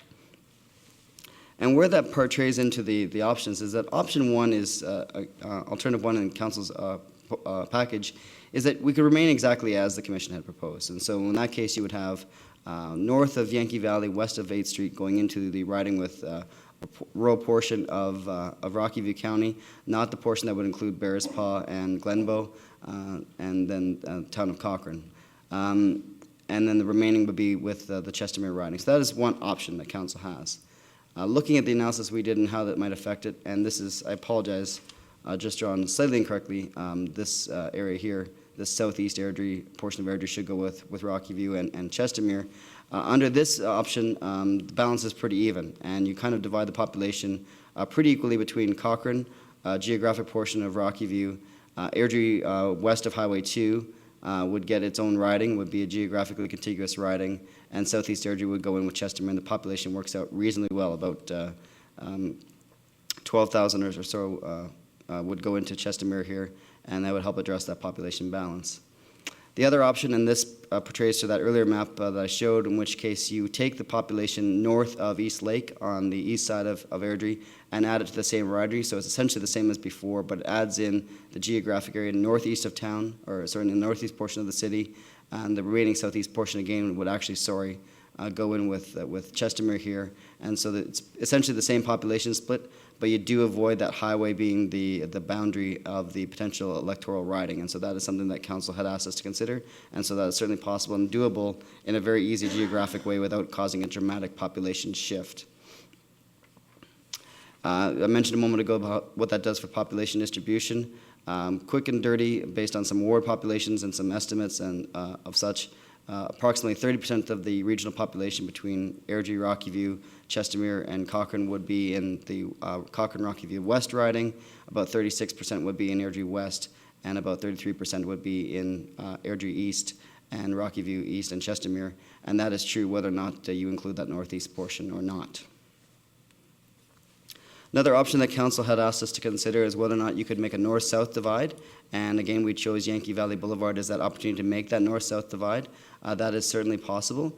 In that case, the Airdrie riding is north of Yankee Valley Boulevard. The population is a little low. It's currently, under the 2016 census, around 42,250, so it's a little less than the desired number, but it is doable. What that does is that Cochrane and Rocky West still stays just a little bit low. Airdrie North is just a little bit low, and Chestermere actually becomes a fairly substantial riding population-wise, because you take approximately 20,000 people on the south side of Airdrie in the current population, and you add them to the 20,000 in Chestermere, and then you add in Langdon and Indus, etc., which has about 11,000, and so the number gets to about 50 awfully quickly, and so then you may need to take some of the rural geographic areas and divide them into other ridings in order to help hit the population base. But it is a viable option and one that can be done. One of the potential downsides, however, is in the long-term growth, population in the south does increase along with Chestermere so quickly that this would need to be reconfigured at some point in time. Another way of dividing the pie in terms of north-south, and I've, for sake of simplicity here, put approximately the City of Airdrie's urban boundary on this map here. You could divide it three ways. The northern portion of Airdrie would be this section here, plus a rural area that would allow the population to move from that 42,250 to something closer to the 45, 46 that the electoral divisions want. So that's what this area here would collect. And then you could take that area and that population south of town and take the 12,000 or so that's in the southwest and add them to Cochrane. You could take the 6,000 or so that's in the southeast and add it to Chestermere, south of Yankee Valley Boulevard. And actually, from a numbers perspective, that meets up quite well. Each of the ridings hits very, very close to the 46,700 in this scenario. And the advantage is that Airdrie would potentially have 3 MLAs to represent the city of Airdrie. The downside is that the population here is 12,000, would be outpopulated by the 26,000 in Cochrane, and that the 6,000 or so that are in here would be outpopulated by the urban center of Chestermere, which has about 19,000. So there are sort of multiple ways and advantages and disadvantages of that option. Looking ahead to the future, when we looked at the Dillon Growth Study, what the population is expected to be by about the year 2027, at that point in time, you really are looking at a situation where Airdrie has enough urban population that even if the province is not looking to increase the number of electoral boundaries above 87 or very, very close to that, you're looking at a population where you would have probably 2 ridings representing Airdrie. It would be close. And the question then simply becomes a matter of geography. Do you want to divide it so that there's simply west of Highway 2 and north of Yankee Valley Boulevard? That could very easily be a riding, almost perfectly based on provincial population projections. Or do you want to bring in that northeast portion again, north of East Lake, so as not to make the riding boundary about the highway? It doesn't affect the population much, and then would you have as Airdrie North and Airdrie South? The remaining areas would continue to change. In particular, Cochrane and Rocky West, since it's growing faster than Chestermere, would likely geographically contract and continue to contract going forward. Chestermere and Rocky would change, and some of this rural area may change as well. It is possible this area becomes smaller, but that's approximately what we think would happen. So these are a couple of the options that we presented.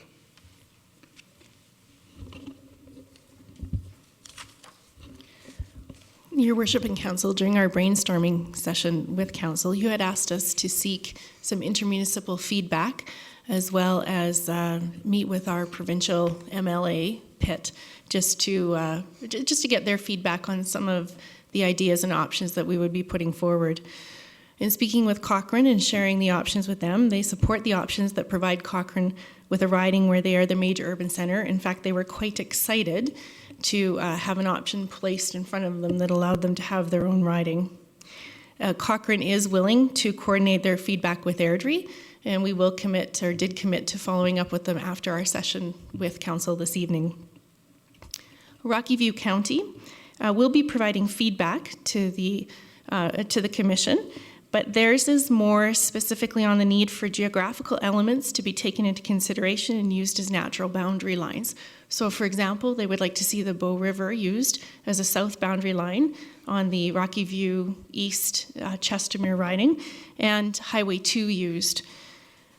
They also would like Rocky View County to be reflected in the riding titles. And so when Stephen was putting together the maps, we did take that into account and have shared that with them. And we did, despite our best efforts, we did share Airdrie's options with Chestermere, but we have not received feedback to date. We are expecting to receive some later this week. I met with MLA Pitt early last week, and she expressed support for the Airdrie East-West split options, and we did commit to sharing with her the North-South options that were created after that meeting. So we will follow up with those results after the meeting this evening. Just before we get to the alternatives, just wanted to give you a little bit of information on the next steps. The City of Airdrie input submission needs to be completed by July the 16th, 2017, and that will be based on Council's decision this evening. We have also managed to register for the public hearings. There's 2 options open to us, one in Calgary on July the 20th at 7 p.m. and a second in Red Deer on July 24th at 11 a.m. We will need, or we are hoping to have, one council member come with us to actually give the submission. Both Stephen and I are available to attend those. And then, of course, the final report for the Alberta Electoral Boundaries Commission will be released in later fall of 2017 after all of the public submissions have been taken into account.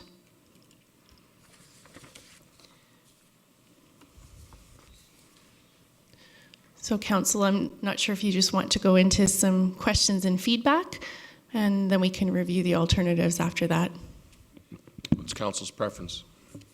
Q&A first, or do you want the options? Okay, please continue, Leon. Okay. Council has 4 alternatives to consider this evening. Council can choose to support the Alberta Electoral Boundaries Commission proposal to create 2 Airdrie ridings, Airdrie and Airdrie-Cochrane, as presented in the interim report.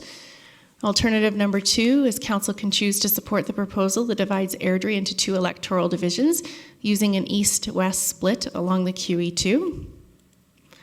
Alternative 3, Council can choose to support the proposal that divides Airdrie into 2 electoral divisions using a north-south split. And alternative 4, Council can choose to support a combination of alternatives 1 to 3. Oops. Staff is recommending that Council supports the proposal that divides Airdrie into 2 electoral divisions using an east-west split along QE2. And Stephen and I are able to entertain any of your questions or comments. Excellent. Thank you, Leona. Comments and questions from Council, please. Start off, Councillor Coulson, please. Thank you, Your Worship. Through the Chair, this was not an easy process. This is the 3rd time I've seen a presentation on it from you, so I understand that it was, I mean, running the numbers is easy, but deciding east-west splits, north-south, we know that that can be difficult, and of course working with our neighbors and other communities as well, but I like the east-west split. I still think that that's our best option. Thank you. Councillor Haig. Thank you, Worship. Again, just keeping in mind, this is sort of our suggestion to the Electoral Boundaries Commission, and they will do whatever the Electoral Boundaries Commission wishes to do. I guess we've worked long and hard, and being a member of this council for 13 years, to unify Airdrie. And anytime I see it being split in any way, that worries me a little bit. I understand, and I support having 2 voices in the legislature if at all possible. 3 would even be better, but then again, you're chunking things up, and where do representatives' loyalties lie? I guess that's up to those people who choose to run for those positions. Just because we've, over time, and hearing the talk, even from when we first moved here 22 years ago, about sort of an east-west split between Airdrie, has always kind of worried me a little bit. And so that's not my first choice. I would have preferred a north-south division if there had to be, and maybe division's the wrong word, but where the city is set up in that way to represent the ridings. I guess, again, another preference of mine would be to, if that is done either way, if we go north-south or east-west, and choose the recommendation if Airdrie could be included in the names of both those ridings. Again, so the people who are running for those positions make sure that Airdrie is indeed an important feature. I guess the province could also go, or the commission go to taking names out geographically and choosing names to look at it in different ways than political boundaries, as they've done in other ridings across the province. And then I guess the only other thing in it too as well, if we choose to go with a recommendation, well, it's not my first preference. You have to realize nothing is forever, and we're growing fast. It was just 2 elections ago where we had an Airdrie mentioned at all in terms of its own riding and being the majority of the riding with of course some population out to the west area, and that's only two elections ago. And so I think change can happen over time, and it can happen really fast depending on how we grow. And I think as mentioned before, the legislature is only so big, and so it can only hold so many people. So although everybody wants more ridings and more representation, it can only hold so many members. So I guess those are my thoughts. Again, my preference would be for a north-south division versus an east-west. But again, because nothing lasts forever, I think as long as Airdrie is in the name, that we can still, for what we do, will obviously be a unified Airdrie in any way. And so I could support that as well. Thanks. Thank you, Councillor Egg. Yes, Councillor Chapman, please. Thank you, Worship. When I came here 39 years ago, yeah, there was definitely an east-west split to Airdrie. And as I've watched Airdrie grow, I don't see the division so much east-west anymore. I do see it as one. With the rat hole being gone, that's opened up. That was a big thing. You know, you had to go through a single-lane road to get over to the other side. That's opened things up. I don't see a split so much between east-west anymore. So I would be in favor of the division right down the highway. I think if you've got an MLA on one side of the highway and you got an MLA on the other side of the highway and you need to do something on the highway, you got 2 of them fighting for something on the highway. Is just what I'm looking at. So, thank you. Councillor Bellick. Thank you, through the chair. Yeah, I'd have to echo Councillor Haig and Councillor Chapman's comments. Is natural boundary right now is probably the best way to go, and I'd be in favor of the east-west as well, and having number 2 as the border.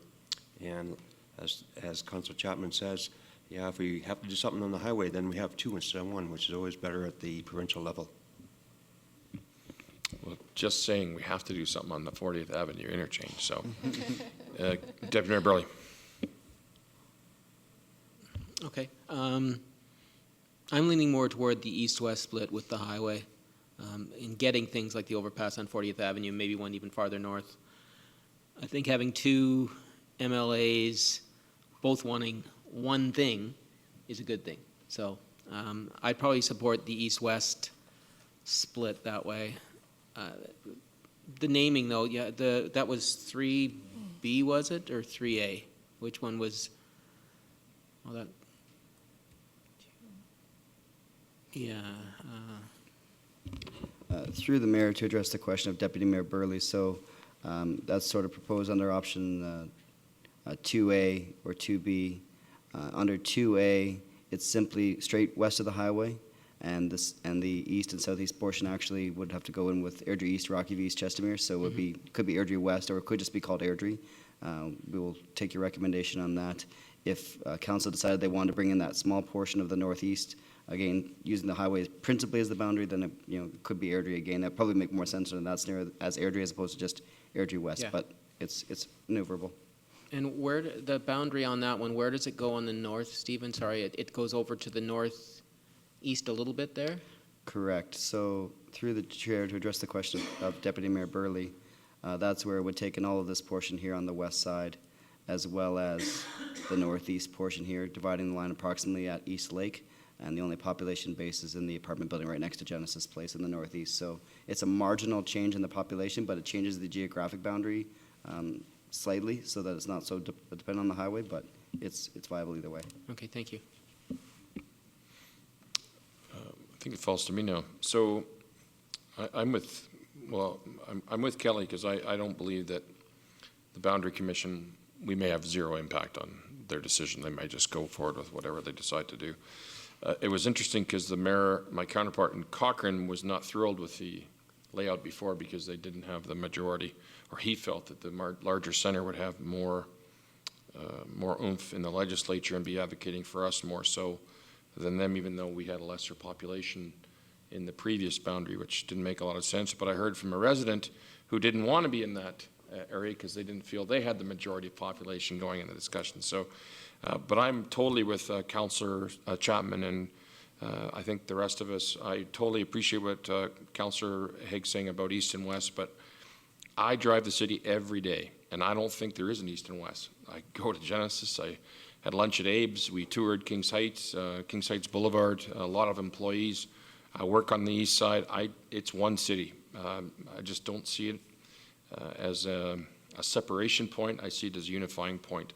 And once we get that connectivity of 40th Avenue, and as Deputy Mayor Burley said, you know, maybe we get future interchanges down further to the north. I don't want to even anticipate something like that.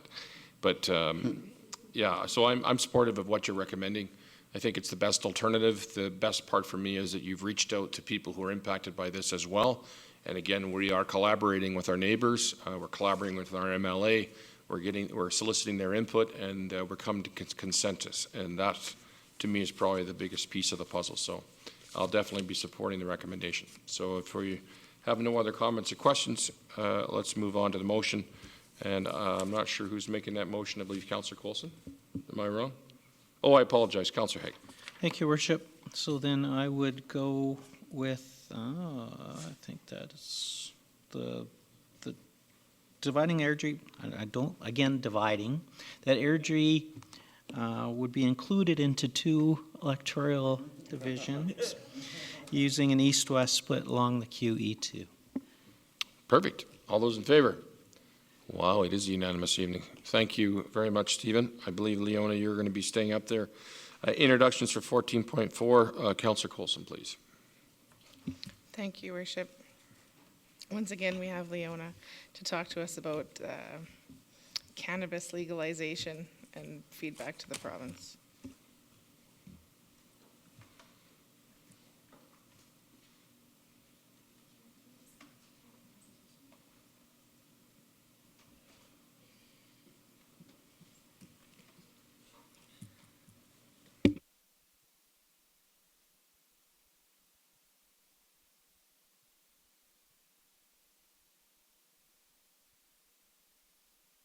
Once again, good evening, Your Worship and members of Council. Tonight we have the opportunity to discuss the legalization of cannabis in Canada, and in particular, the City of Airdrie's feedback for the Alberta Cannabis Framework Phase 1 consultations.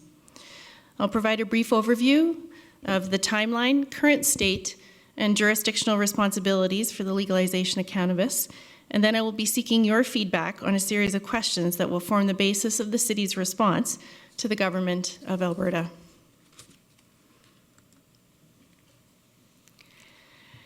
It's now been 7 months since the federal government announced their intention to pursue legalizing the distribution, sale, and use of cannabis in Canada.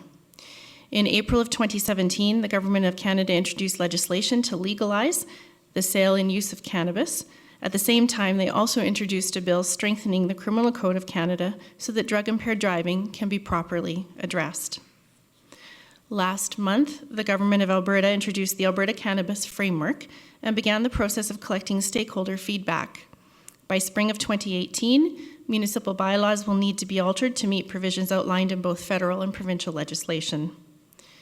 The Government of Canada recently backed away from the July 1st, 2018 date that they had been suggesting would be the date for legalization of cannabis, and instead are now saying sometime in July. The focus of today's discussion is not whether the sale and use of cannabis should be legal or illegal. The federal government has decided that the distribution, sale, and use will be legal within certain parameters. Our discussion this evening is focused both on informing the Government of Alberta cannabis framework and on the regulatory environment we, as a city, need to have in place to ensure that local bylaws, regulations, and policies are ready to address the reality of legalization in just over 1 year. I would like to mention that there may be some ability as we move through this to recover any costs associated with the regulation through tax sharing agreements with other levels of government, but both levels of government have stated that this will be determined at a later date.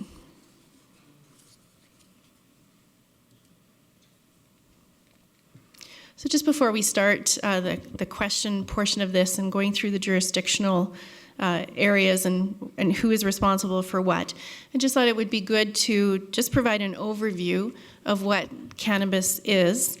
Cannabis is a broad term used to describe the various products derived from the leaves, flowers, and resins of 2 varieties of the cannabis plants or hybrids of these 2 varieties. These products exist in various forms and are used for different purposes. Some have asked why the terminology has been changed, why it's cannabis versus marijuana. The federal government has adopted the term cannabis to describe cannabis products in general, as opposed to the commonly used term marijuana, which only describes parts of the plant.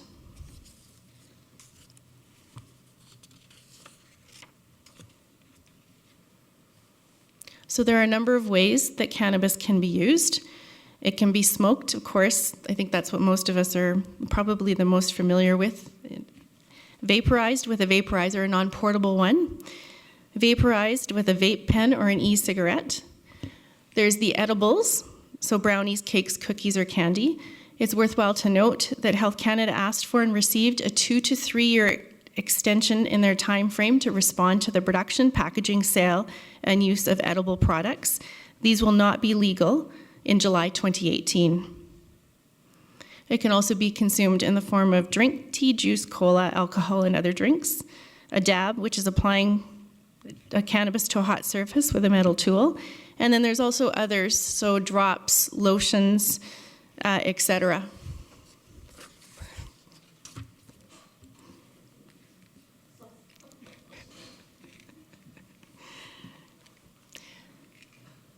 So federal legislation sets the minimum age for purchase and use at 18 years of age. There is an option for provinces to increase the age limit, and that is something that we'll be looking for your feedback on tonight. The federal legislation allows adults to possess 30 grams of legally produced cannabis. Also allows adults to grow up to 4 plants per household. Medical cannabis rules allow adults to grow up to 6 plants for approved medical use. The federal legislation allows for the licensed production of cannabis that will be controlled and licensed by the federal government. The federal legislation enables a regulatory regime for the distribution and sale of cannabis. The distribution and sale, though, is determined and controlled by provincial governments. The federal legislation also establishes new provisions to address drug-impaired driving under the Criminal Code of Canada. It also includes several changes to the overall legal framework to address alcohol-impaired driving.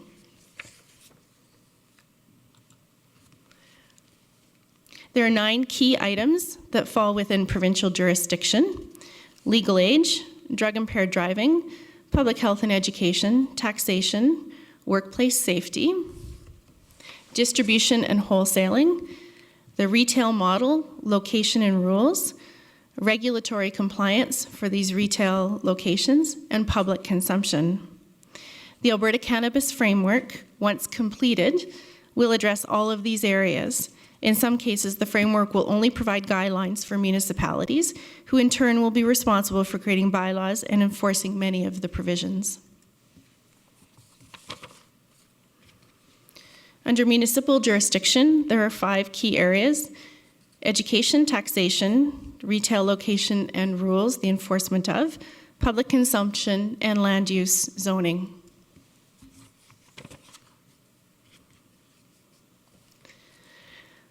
Alberta's role is to decide how to adapt the federal legislation in a way that best suits Alberta's needs, circumstances, and values. The Government of Alberta is developing a cannabis framework to establish Alberta's approach to the legalization of cannabis.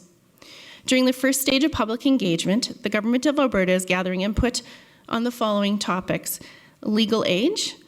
So should it be older than the federal minimum legal age, or should it be set at 18? The purchasing of cannabis, how will it be distributed and where will it be sold? They're looking for input on using cannabis in public places. So where can it be consumed and under what circumstances? And then they're also very concerned about making sure that our roads and workplaces remain safe. So one of their main key questions is, should Alberta create new impaired driving laws, and how should it be treated in the workplace?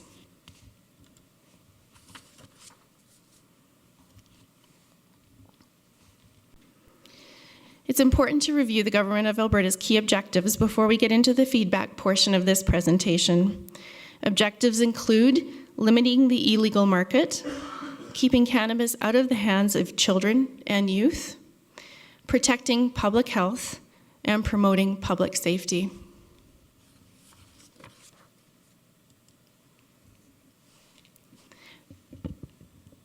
On June the 19th, we held a City of Airdrie staff input session. We had representatives from senior administration, protective services, planning, economic development, legislative services.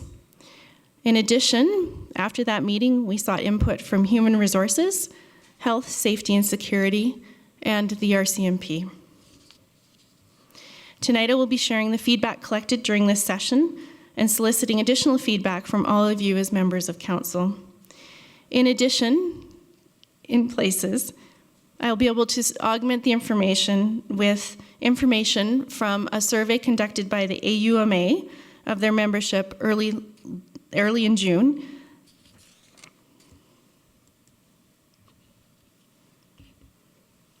So the very first item of feedback that the government's looking for information on, or feedback from the City of Airdrie and other municipalities on, is what age should people be allowed to use cannabis in Alberta?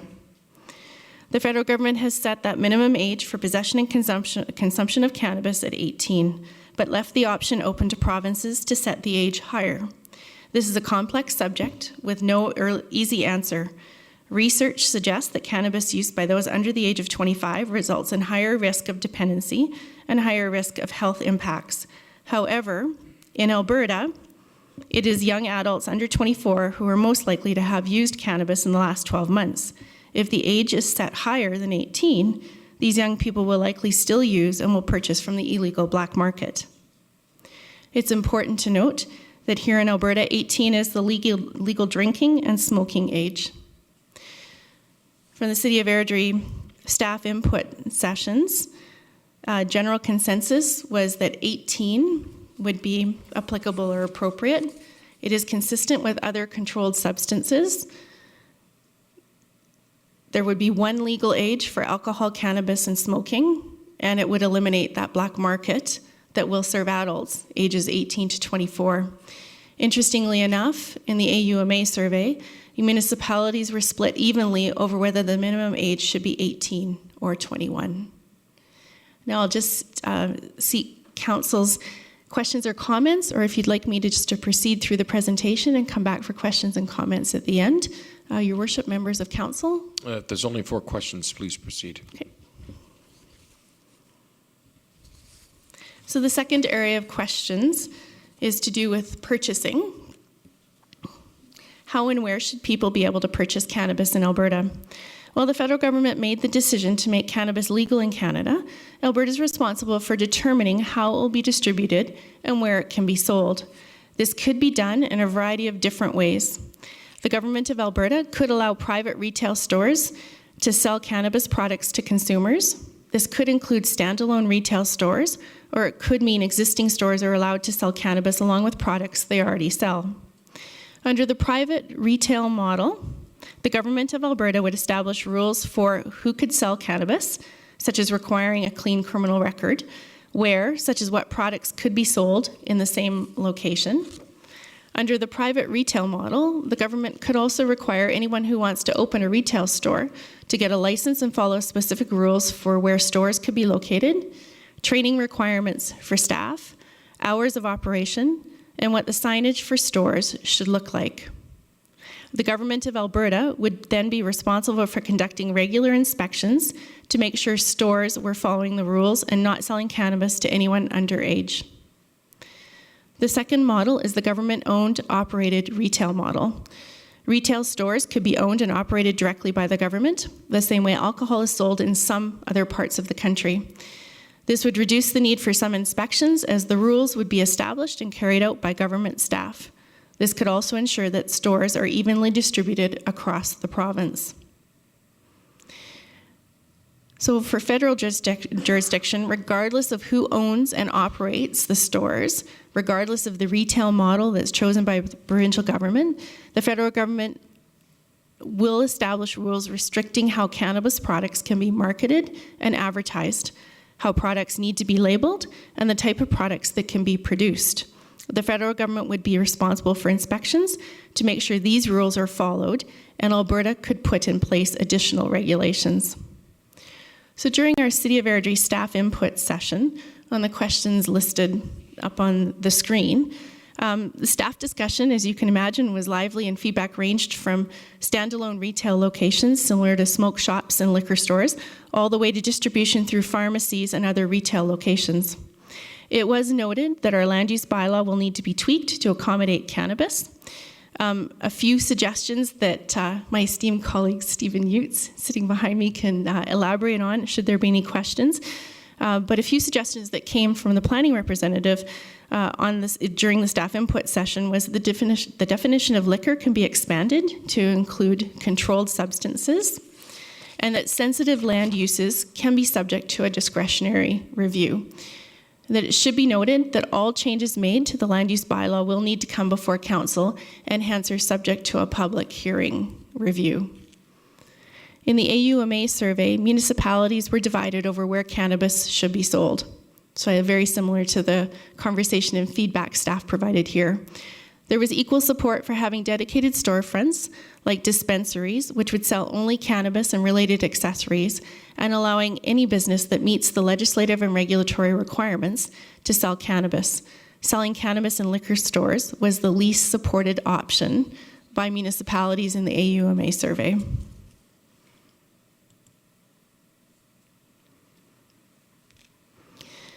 There were two more questions that the provincial government asked us to provide some feedback on. One was community impacts. Staff suggested that that can be mitigated through the land use bylaw for the most part. Concern was expressed about the possible impact on social programs in our community. As far as purchasing online goes, that will be regulated by the federal government. Delivery method will need to be determined, but will happen outside of municipal jurisdiction.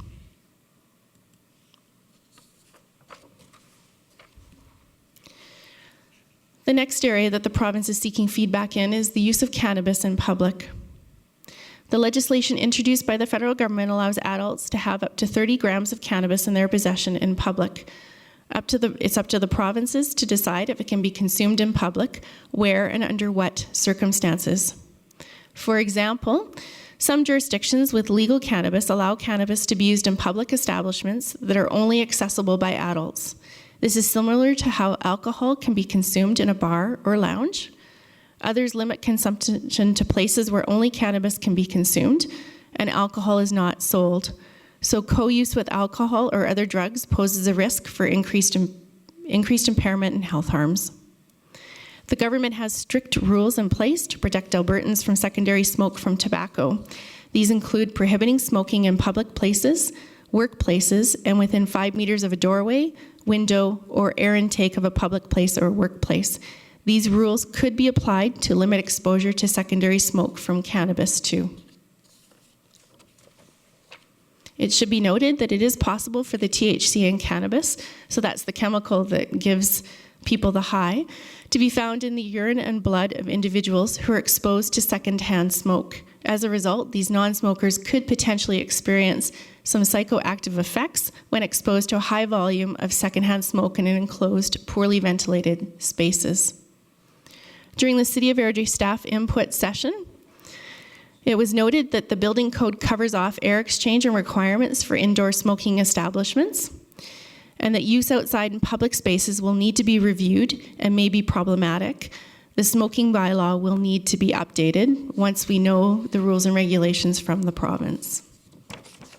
And AUMA did not ask its municipalities to provide feedback on the use of cannabis in public places. The last question that they asked under using cannabis in public places was, where should cannabis use not be allowed? City of Airdrie staff suggested recreation and community facilities, schools, indoor public spaces such as restaurants and shops. Local regulations may end up being some sort of hybrid of the smoking bylaw and rules around alcohol consumption in public spaces. Off-site effects of cannabis smoke will need to be taken into account. There's also a concern there's a single use versus a group use will need to be addressed. The impact is magnified if it's a group use. Airdrie City Council should be reminded that they do have the ability to change local bylaws to reflect local requirements.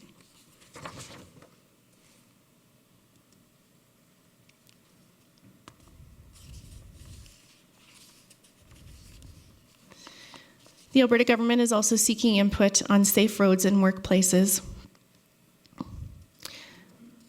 Cannabis impairment can impact ability to react while driving, similar to the impacts of alcohol.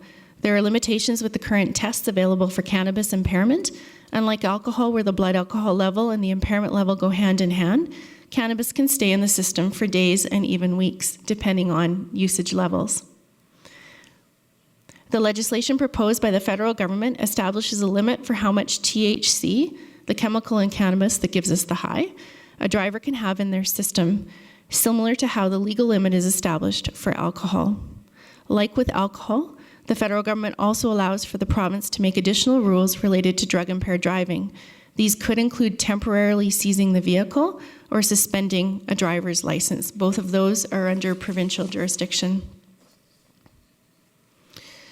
Current occupational health and safety rules in Alberta require employers to ensure their work sites are safe, and a significant aspect of this is ensuring their workers are fit to perform their tasks. Alberta, the government of Alberta, needs to determine if existing rules are sufficient to keep workplaces safe or if more needs to be done. City of Airdrie staff, specifically human resources and our safety team, said it's been identified that the challenge is the lack of accurate tests that are currently available. The impact differs from individual to individual. Without an accurate test for impairment, it will be a challenge for all employers in Alberta. In general, the human resources community is recommending organizations ensure they have strong drug and alcohol guidelines in place. The City of Airdrie is currently focused on updating policies to ensure safety.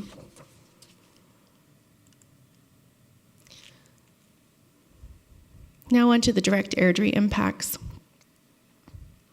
As far as bylaws that will need to be updated, Legislative Services completed a review for us. The land use bylaw will need to be updated, the smoking bylaw, and the business licensing bylaw.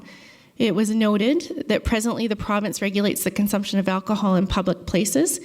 Cannabis may be regulated under the same process, which is done under the Alberta Gaming and Liquor Control Branch. As far as costs go, estimates will be determined over the next 6 to 8 months once administration better understands the impact of provincial legislation. I just wanted to share with you the AUMA survey feedback from municipalities.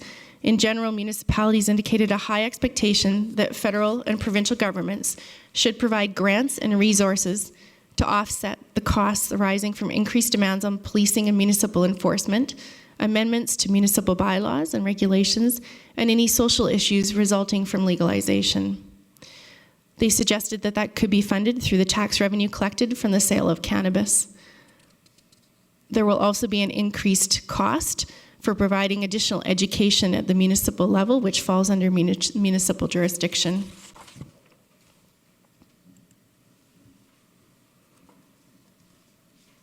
So just to review next steps, and then I'll entertain any questions or comments from council. The cannabis framework feedback is due July the 31st, 2017. We intend on penning a letter from City of Airdrie Council to the province as part of our feedback in this phase 1 of the consultations. I would encourage each and every one of you in the audience here to complete the online survey. There's a great deal of background information and statistics are available on the Government of Alberta website. It does take between 30 to 45 minutes to complete, and it is divided into 6 different sections. It goes into greater detail and seeks feedback from a personal level. In the next phase, the Government of Alberta has committed to meeting face-to-face with municipal and other stakeholders to further investigate some of the areas that were not investigated in this first phase 1 and to collect additional feedback from municipalities. Toolkits will be created by AUMA for their municipal members. They have committed to putting something together once the legislation is passed next spring. AUMA is also sponsoring an education session at this year's convention in November. They've invited Dan Rowland, Director of Public Affairs with the City and County of Denver, to present from their very real experience of legalizing marijuana in their jurisdiction. And the Mid-Sized City Mayor's Caucus in September of 2017 does have legalization of cannabis on the agenda. So, Your Worship, members of Council, we can entertain any questions or comments you may have at this time. Wow, what a report. Thanks, Leona. I never heard the term dabbing before, so I learned something there. Just on the smoking piece, so when I was in British Columbia, I was there for the Festival of Fire, I think, last year, and they got very lax. It didn't matter where I was, you could smell it. It was outside of bars, it was out on English Bay, it was in the parks, there was everyone there. I'm just curious from the staff deliberations, how would you execute, like when you have a bylaw that says you can't smoke here or there, like people are going to light up, it's going to be complaint-based. Like I don't understand how enforcement's going to work. And I know there's a ton of other questions as well, but I'm just curious on that level when you had that discussion with staff and how we would make people comply with something like that. You can't smoke in that area, or you can't smoke in the park, or do you know what I mean?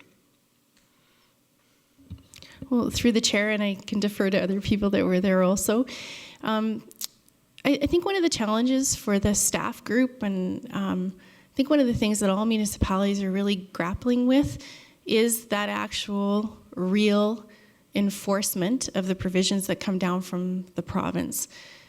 Just even in the review of the bylaws, both Carrie and Sharon provided a review of bylaws, and both raised very interesting questions for the group and in subsequent emails. We're just not, we're not sure. Once we do see the rules from the province, we'll be able to have a better assessment. But this is definitely in all municipalities here in Alberta. That was one of the major pieces of feedback through the AUMA survey, is that many municipalities feel like they are going to struggle with enforcing these new provisions. Just not only from a resourcing point of view, but what their rules and regulations at the municipal level will look like. And just finally, you provided a tremendous amount of information here, but I really like the last statement, which is people who are in the audience, people who are watching, I hope we're communicating with our residents, because I remember when the smoking bylaw came in before my time and how active that was in the community. I think this is going to be another time. So I hope we're letting people know. I'm going to put it out on my Facebook page and Twitter tonight, actually, to make sure that people go online and express their opinions, because I think this will be a very public discussion. So with that, I'll turn it over to my colleagues for questions. Paul, you wanted to make a comment? Yeah, through your worship, and just maybe in alignment with your question on using marijuana in public places. I participated for about 4 hours on the AUMA subcommittee last week, so there was a lot of discussion. But one of the points I think you've alluded to is, and it is like when you introduce the smoking bylaw. So for instance, it can be as simple as, this is a public venue right here, would you allow that? Smoking of marijuana within council chambers, within restaurants and lounges, the things that have gone about change already. So it can be as simple as that in terms of the effects on other people. But so there you go. I do want to make a comment, but I'll hold back. Councillor Chapman, please. Thank you, Worship. You know, whether you agree with it or not, this is something the federal government is going forward with. There's so many regulations, like when you're saying in a public place, of course, you can't smoke a cigarette sitting in council chambers, but if you see somebody over there eating a brownie, how do you know what kind of brownie it is? You know, it could be a cannabis brownie, it could be a brownie that your grandmother made, and, you know, knowing some grandmothers, it could be a cannabis brownie. But it's just, it's, you know, it's going to be so encompassing. I guess what I'd like to see when it comes to the sale of it is standalone, is what I'd like to see. And if you look at businesses like, for example, a registry business, you can only have so many registry offices per number of people in a community. I don't think you should be able to have a carte blanche number of shops like we have with liquor stores now. You can't swing a dead cat in this city without hitting a liquor store. I don't think we need anything like that for cannabis retailers. I think it should be regulated per the community. I wouldn't like to see them in residential areas. I don't know if it's, when I say residential, I mean like your corner store. If it was in a larger strip mall somewhere down around Walmart or something like that, okay. But I wouldn't want to see one in corner stores. I don't know if there's any testing that's available for THC in the blood besides a blood test. I don't know if there's a breath test. I don't know what kind of testing they have available. And if you get pulled over, who decides your level of impairment? Does the RCMP decide? Is this guy really tired? He's been driving for 8 hours? Or, you know, it's going to be so interesting, but and so complex, really. No, interesting comments. Councillor Bellick. Thank you, through the chair. THC. So occupational health and safety, if you go through there, Leona's right, it only measures presence in the body. So it can be in the body 3 to 5 days, and they have no level of what they can measure at. So it's not like if you take alcohol 0.8, it's over. It's nothing like that. So the government and the police are going to have to come up with a different way of looking at that, that's for sure. And with workplaces, yes, I've seen many drug and alcohol policies over the years, and now that something is becoming regulated, I see that increasing. So I don't see a problem there. As far as the social issue involved for the legalization, we could look back many years at when alcohol was first legalized. There's an outcry over that. And I think that, yes, we're going to have many speculations now, but down the road, maybe 10, 15 years from now, I think it'll lax off a bit. And with marijuana, it's different from drugs or smoking because there's recreational and there's medical. Medical is a whole different gambit. You can get medical marijuana, THC, whatever strain you want through the mail right now. I know Aurora does it right now, so you know it's through the mail. So, and dispensaries, there's not a dispensary in Alberta right now, so I see that as coming online too. I've learned that Edmonton and I believe another community and Lethbridge have applied for dispensaries, so that's going to be whole different gambit there. I know, and they're in BC, they're in Saskatchewan already, so it's going to come to Alberta eventually.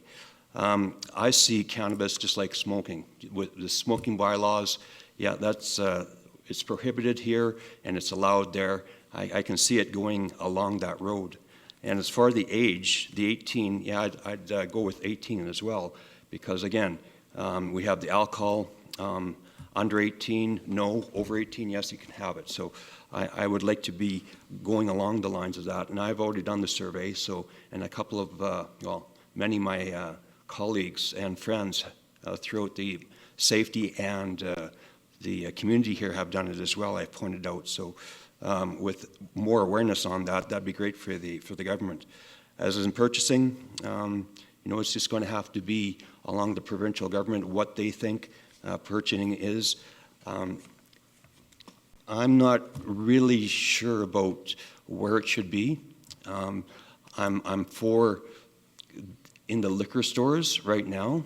I know a lot of people aren't for that, And I think that once the dust has settled over the couple of years, then it's going to, like I say, it's going to be available in more places than just where it is today, which is who knows where it'll be, obviously.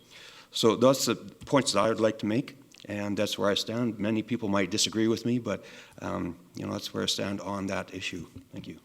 Thanks, Councillor Bellick. I have trouble with ordering a bottle of Chardonnay and a gram of Mama's Best stuff or whatever, and I think we talked to a guy and not to make light of it, I'm not trying to make light of it, the one gentleman that we met with today with Mark and with William, they're in the industry, and he said that the majority of profit comes from the paraphernalia. So the markup is huge on that product, and they're advised, and through City of Calgary, we're just looking at, because they have a medical, what was the name of that bylaw in Calgary? It was the cannabis. Anyway, we're looking at, William's looking at that to sort of see what that means to us, but it was more around medical marijuana distribution. And yeah, it's coming fast and furious, that's for sure. Any other comments for Leona before we move forward with the recommendation? Councillor Coulson, please. Thank you, Worship. I guess my comments would be that I see it aligning similar to what we have with liquor sales. Hopefully the province can streamline it through the AGLC. They would, of course, need more staffing, I'm sure. But added costs can be recuperated through tax collection. As far as limiting private businesses and where, of course, we would work with our land use bylaw and find out where is appropriate. We wouldn't put a standalone liquor store in the middle of a brand new neighborhood, so we wouldn't put a dispensary there as either. I don't believe that, I personally don't feel that liquor stores should be selling cannabis. I think that is a standalone separate facility that has, again, what you said, Your Worship, other products that they have is there as well. We have some of those within our city already. They're here, they're within residential, is close by, they're in our commercial and our retail areas, and so I don't see a problem with that. Legal age, again, if it was up to me, I would say that alignment would be with alcohol sales. If we're going to take a stance against cannabis or change the way things are going now, we should be taking a stance against alcohol sales and tobacco sales. I lump those into the same category. Excellent, thank you. Deputy Mayor Burley. Thank you, Your Worship. I'm more leaning at putting them in liquor stores, but limiting the number of liquor stores that can sell the product. Because they've already passed all the other inspections of police checks and all that along the way to get their liquor license anyway. But have it limited, as you said, with the registries. There's one, but maybe you have one per 10,000 people or something allowed in a community. So you'd have 6 in Airdrie. But they have to be aligned with an existing liquor store or a new liquor store. They have to apply to get that license. And you only allow a certain number in the community, spread out across the community. As far as legal age, to me, it's 18. And as you said, the most use is between 18 and 24. So they're still going to get it, but illegally, which we don't want that. If you're going to get the product, let's get the product that's been manufactured and produced properly rather than additives to it, which is one of the big issues with the cannabis now and the illegal sales. As far as where it's located, again, with the liquor stores, we allow maybe it's like 6 in our community, and we have them diversely spread out across the community. And they have to apply to get that license through the province. So that would just be my comment, Your Worship. Thank you, sir. Yes, Councillor Chapman and then Councillor. Your Worship, I'll just add on to what Councillor Burley said. I had some friends of mine that took a trip to Oregon on a little golf trip, and it's recreational marijuana or recreational cannabis is legal in Oregon. And so they went and checked these stores out. Everything is behind a counter. Just because these packages are not big packages, very small. So I would think you couldn't have it on a shelf per se. It would just about have to be behind a counter. That's why I was thinking, much like, I do believe it's beer stores or liquor stores in Ontario, everything is still behind the counter. You have to go up to the counter, order your beer, they bring your beer. That's the way it was when I became of legal age in Saskatchewan still. It was behind the counter, yeah. You went and but they had drive-throughs too at that point. But and that's what I'm just saying is the packages are much smaller than, you know, buying 12 beer or whatever the case may be. So that would just be a concern I would have. Excellent, thank you. Councillor Egg, please. It's my turn, Your Worship. So there's a lot of supposition in all this, and I know we're being asked to give our input into it. It goes back to what we just talked about in terms of electoral boundaries, right? It's what's going to happen is going to happen. They're going to ask for this input, but they're going to, I believe, the jurisdictions that are really in charge of most of this will proceed whatever's the most expedient, and hopefully they will consider the feedback that is given through the surveys. And again, I think it's great that we can give each and every citizen, because I think there's 100,000 or more, I hate to put a number on it, but tons and tons of different opinions about each and every one of those things. When you look at what we do have jurisdiction over, and again, that's some of the things that were presented to us and what we've talked about in terms of where stores could be located, and whether they're in fact stores, whether they're pharmacies or whatever. I think what we'll have to do is when the legislation is brought forward by the federal government, and when it's finalized what the provinces can actually do, then the provinces will decide what the municipalities will do, and then they will say, here it goes, it's coming in, and we'll have to go again through each and every one of our bylaws that could have whether it's a land use bylaw or whether it's providing social supports to agencies that because a possibility of an increased use with it becoming decriminalized, we'll need to deal with. We'll have to be supportive of that too in so many ways. There are some things you wonder, like who decided that municipalities would be in charge of education, and I don't know what that means. Whether that's education of what the consequences of use of cannabis is, or whether it's education in terms of the training that needs to happen for workers that will deal with possible abuses of the cannabis product. If you look at things in terms of training, in terms of liquor control, you do have a ProServe program that's pretty extensive in terms of liquor control and liquor service, and I think the province would be wise to having each and every person who's distributing it to follow those something similar in that vein. I agree with it, not being allowed in public or in schools, public spaces, anything in terms of where a secondhand exposure to the product could harm, especially youth.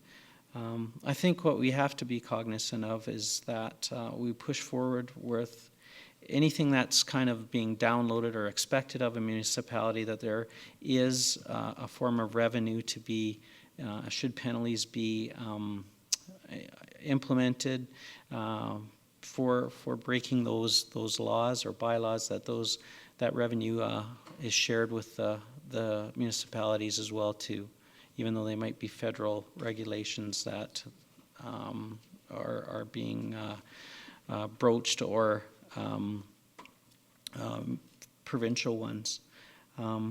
So those, I guess, are my thoughts at this time. I think this is a little bit premature in terms of a discussion night. There's a lot to think about, but everybody will have their chance to contribute their thoughts through the online survey and talking to hopefully their MP and to their MLA, and then obviously to us as we move forward with the legalization of cannabis. Thank you, Your Worship. Thank you, Councillor Egg. Councillor Bellick? Just one more thing that I'd like to add to this is Colorado, when they legalized, they were debt-free in a year and a half because of it. So that's a plus for sure. That's interesting. I hadn't heard that, because they had some significant increase in costs in healthcare and a number of other issues. So, yeah, I'm same thing. They're going to do whatever they're going to do, and we're going to have to figure out how to deal with that. So be interesting to see as we move forward. But I can tell you from a regional level, and Leona really elaborated on it, it is a huge conversation. Probably the worst part for Councillor Hunter and I, or Councillor Chapman and Hunter, was they didn't discuss it at FCM. We were shocked. We're in Ottawa, and it wasn't even discussed as any form of legislation or how can we deal with this, any workshops. There was nothing, which really surprised us.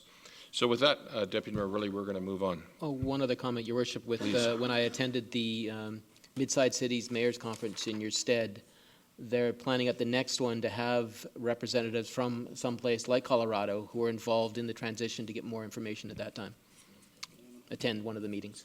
Yeah, no, that's great. And we intend to do some more investigative work at our end as well. Councillor Coulson, I don't believe there's any more comments. If you wouldn't mind with your motion, please. Well,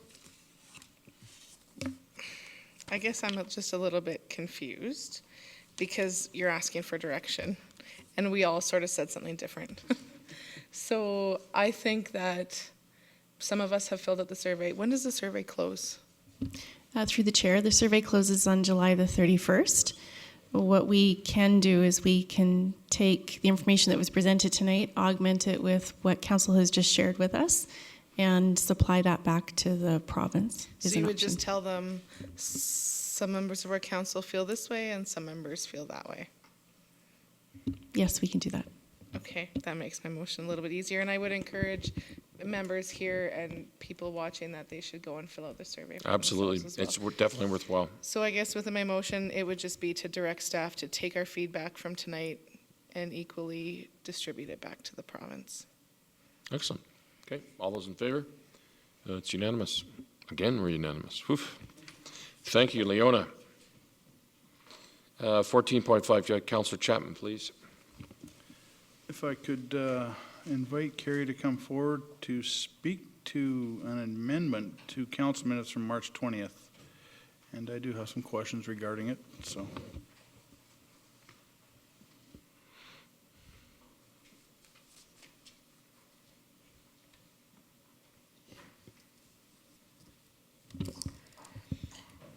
Your Worship, members of council, tonight I'm asking for an amendment to the March 20th council minutes.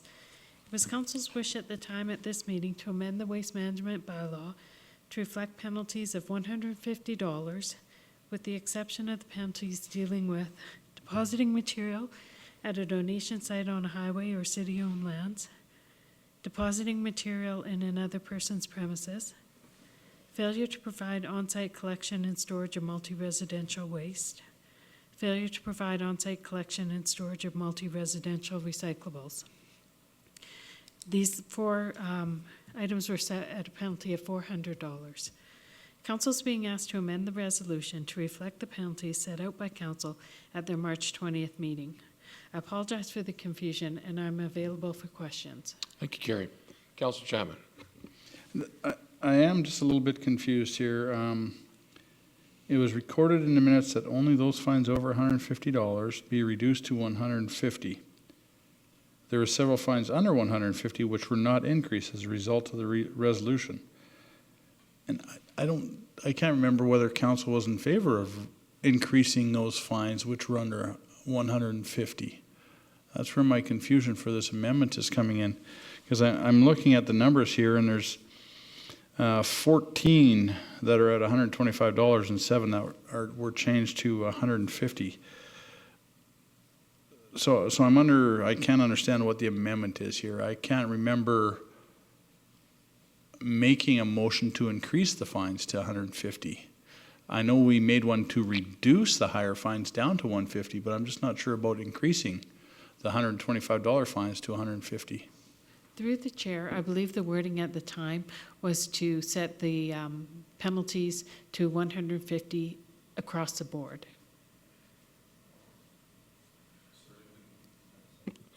The video concurred that, correct? Correct. Yes, that's on that one. I'm certain you're correct. Anybody else? Sorry, Councillor. Okay, I'm seeing it's an amendment to the minutes. Okay, in the minutes we say, okay, exactly. I understand now. Yep, you're okay? Yep, I'm fine now. Perfect. Yep. Anybody else? Okay, great, perfect. Councillor Chapman, your motion, please.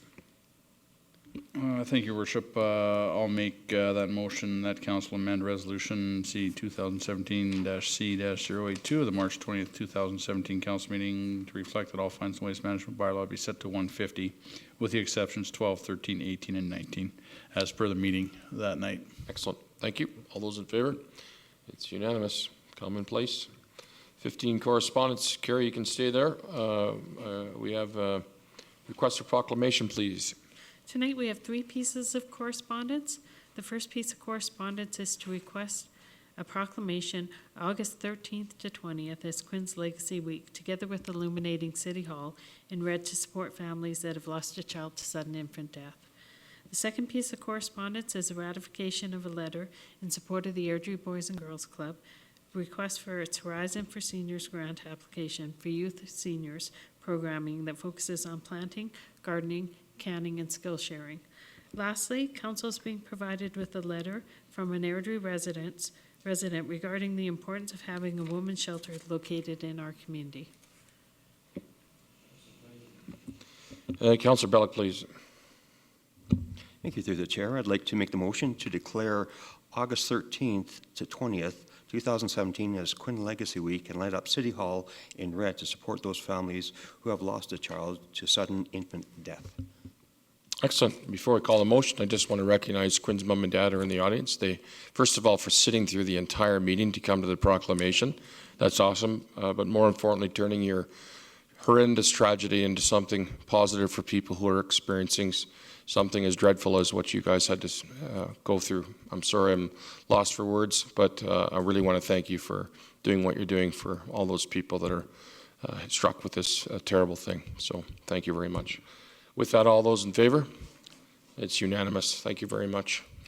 We're moving on to Deputy Mayor Burley, please. And this is just to ratify, correct? Yeah. Correct. Yeah. We've already, yes, we've agreed, yeah. So a motion to ratify the vote on providing a letter of support.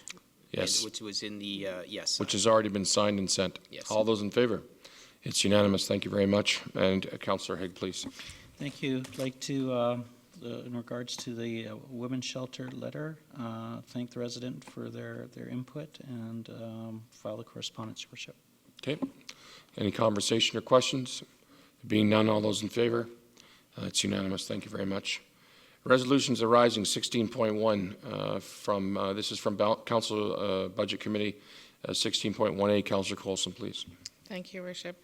I believe that the resolution was that we extend PricewaterhouseCoopers external auditor for the 2017, it was for 1 extra year, and that we, it wasn't for the 2 years, so I'm not sure how we want that. 2017, 2018. Was it 2017, 2018? Yep. 2 years? I think it was just 1 year, and it'll be decided on again next. But I thought it was rolling next year. Again, if I could get some clarification, I don't want to Carried make the as motion. Lucy here. Nope, no. Paul. Through Your Worship, I believe the Budget Committee was to extend the contract by 1 year, which would be the 2017 year. Yeah. And then come back with an option to renew for another year with, Yep. with the new At the end of council. 18. Okay. Yeah. Carrie, you clear on the motion? Thank So you. moved. Thank you, Councillor Coulson. All those in favor? It's unanimous. Thank you very much. This is from in camera, and this would be Councillor Chapman, please. Thank you, Your Worship. I'd like the motion that council approves exchanging 0.6 acres of land at 305 Tower Line Drive Southeast, legally described as Block 4, Plan 7910119, for 0.5 acres of land at 205 Tower Line Drive Southeast, legally described as Lot 7MR, Block 2, Plan 8110225, with the terms and conditions outlined in the staff report. Excellent. All those in favor? It's unanimous. Thank you. 16.2C, and that's a Councillor Haig, please. Thank you, Worship. I would move that council accept the offer for sale for 272166 Range Road 293 Northeast, legally described as Lot 1, Block 1, Plan 8910316, with terms and conditions as outlined in the staff report. Excellent. All those in favor? It's unanimous. Thank you very much, and I apologize. This is 16.2C. Deputy Mayor Burley, please. Thank you, Worship. A motion that council supports issuing an in-principle letter of support to the town of Crossville with the terms and conditions outlined in the staff report. Excellent. All those in favor? It's unanimous. And just for clarification for everyone watching at home and a few members in the audience, these are in-camera conversations. If you want more detail, you can certainly contact our administration or any member of council for more clarity. We are on to 16.2D.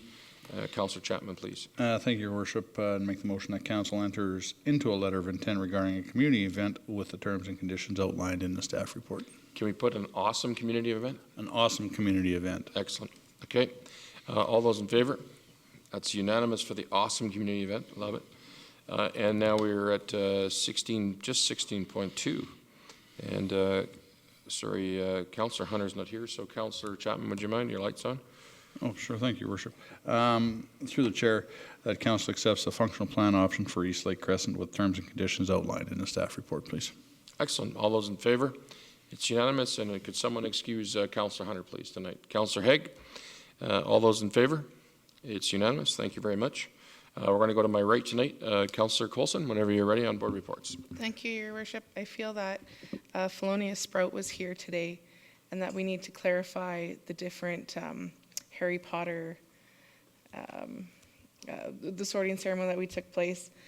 You mentioned that you were in Slytherin, so I just wanted to let you know that that is the house of the ambitious and the cunning.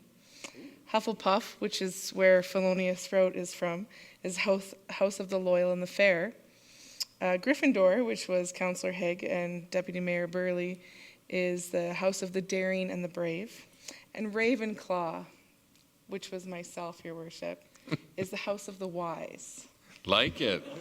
You saved the best for last. Good for you. Hey, can you put your hat on, sir, in the back, please? Deputy Mayor Burley. Thank you, Your Worship. As you mentioned earlier, we really, council and I know everyone in the city wants to thank the parade committee for an awesome day. The parade itself was great. You can't control the weather, but you worked around it. The dunk tank was cold, very cold. Other than that, it was just a great day. The fireworks were exceptional, and even with the weather, somebody said all of a sudden they forgot that the bus was still running. All of a sudden the bus is showing up at 7 or 8 and it's full, and you got hundreds of people streaming into the park that they weren't there before, and they were coming for the fireworks and the after event. So it was an excellent day. Excellent. Councillor Haig, please. Thank you, Worship. Yes, it was. So that being said, I'd also like to wish our cousins to the south of us a happy 4th of July and Independence Day. And that's it, Your Worship. Thank you. You'll have to tweet that to President Trump. Councillor Bellick. Yes, after the parade I was a little bit hoarse, but that was okay. I saw lots and lots of people, probably I would guess 10 to 15,000, if not that, more. So congratulations to the committee for doing that and all the volunteers that came at the last second. I asked Chris that, and he says it's like every event. You don't have any volunteers until the last 2 or 3 days, and then they all seem to come at once. So great job for sure. Excellent. Councillor Chapman. Thank you, Your Worship. And once again, the parade is fantastic. So many people out there. I forget every year that Allen Street is uphill from Main Street all the way up. And when you're running like Mayor Brown and I were, that was pretty tough, let me tell you. But once again, a great event. The dunk tank, I was sitting in there when that storm started and that wind blew the thing over beside me, so I said it might be time to get out. Very cold water. But on a little bit more solemn note, just like to pass on my personal condolences, and I'm sure the rest of council, to the Osborne family for the loss of Merle Osborne last week, and to the Skull family as well, please. Oh, I didn't. I saw Merle at Mrs. Rabel's wake. Yeah, she passed last week. Oh, I'm so sorry to hear that. She's a lovely lady. Yep. That was excellent. Thank you for that. I just want to congratulate and thank the Airdrie Pro Rodeo and all their volunteers. Exceptional week. They had record numbers of people and viewers. It was a exceptional rodeo. There wasn't a lot of injuries. I think 4 or 5. I know that I stood with the EMS people and just asked them, and they said cowboys are too tough. They don't want us to come and help them as they're limping off. But I know Aaron was stepping down. He's been there for over 20 years. And they were kind of estimating the hours, and it's in the tens of thousands, if not more, maybe even hundreds of thousands of hours over the last 50 years to make that thing go. So I want to congratulate Wayne Hanson, their board, all their volunteers. I know I saw Councillor Burley at the finals. It was an exceptional event. Once again, it's one of our own, and I just want to thank them. I want to tell everybody who's traveling this summer holidays, don't be a statistic. Drive slowly. If there's people going, you don't need to get there as quick as you need to get there. Don't ever be a statistic. Get there safely, arrive safely, have fun. I want to tell our staff the same. I want to thank them, tell them to enjoy their summer holidays or vacations, whatever they get. Just make sure it's a safe one. And just thank them for all they're doing for our community. As I said earlier, it was very evident through Friday, Saturday, Sunday, and leading up to the Canada Day celebrations. Our staff were everywhere. They were doing the cleaning the grounds, they were sweeping, they were doing everything to make our city look fantastic. So I really want to thank everybody in all the different departments. I know Lauren, your group does a lot there, and Chief and Mark, all your guys are out there and ladies are out there, very present. So it was awesome to see. Very proud to be an Airdrie citizen. And with that, Mr. Schultz, council follow-up. Through your worship, 2 items coming back in September if you have questions, and if you don't, on behalf of staff, I'd like to wish council a good summer break.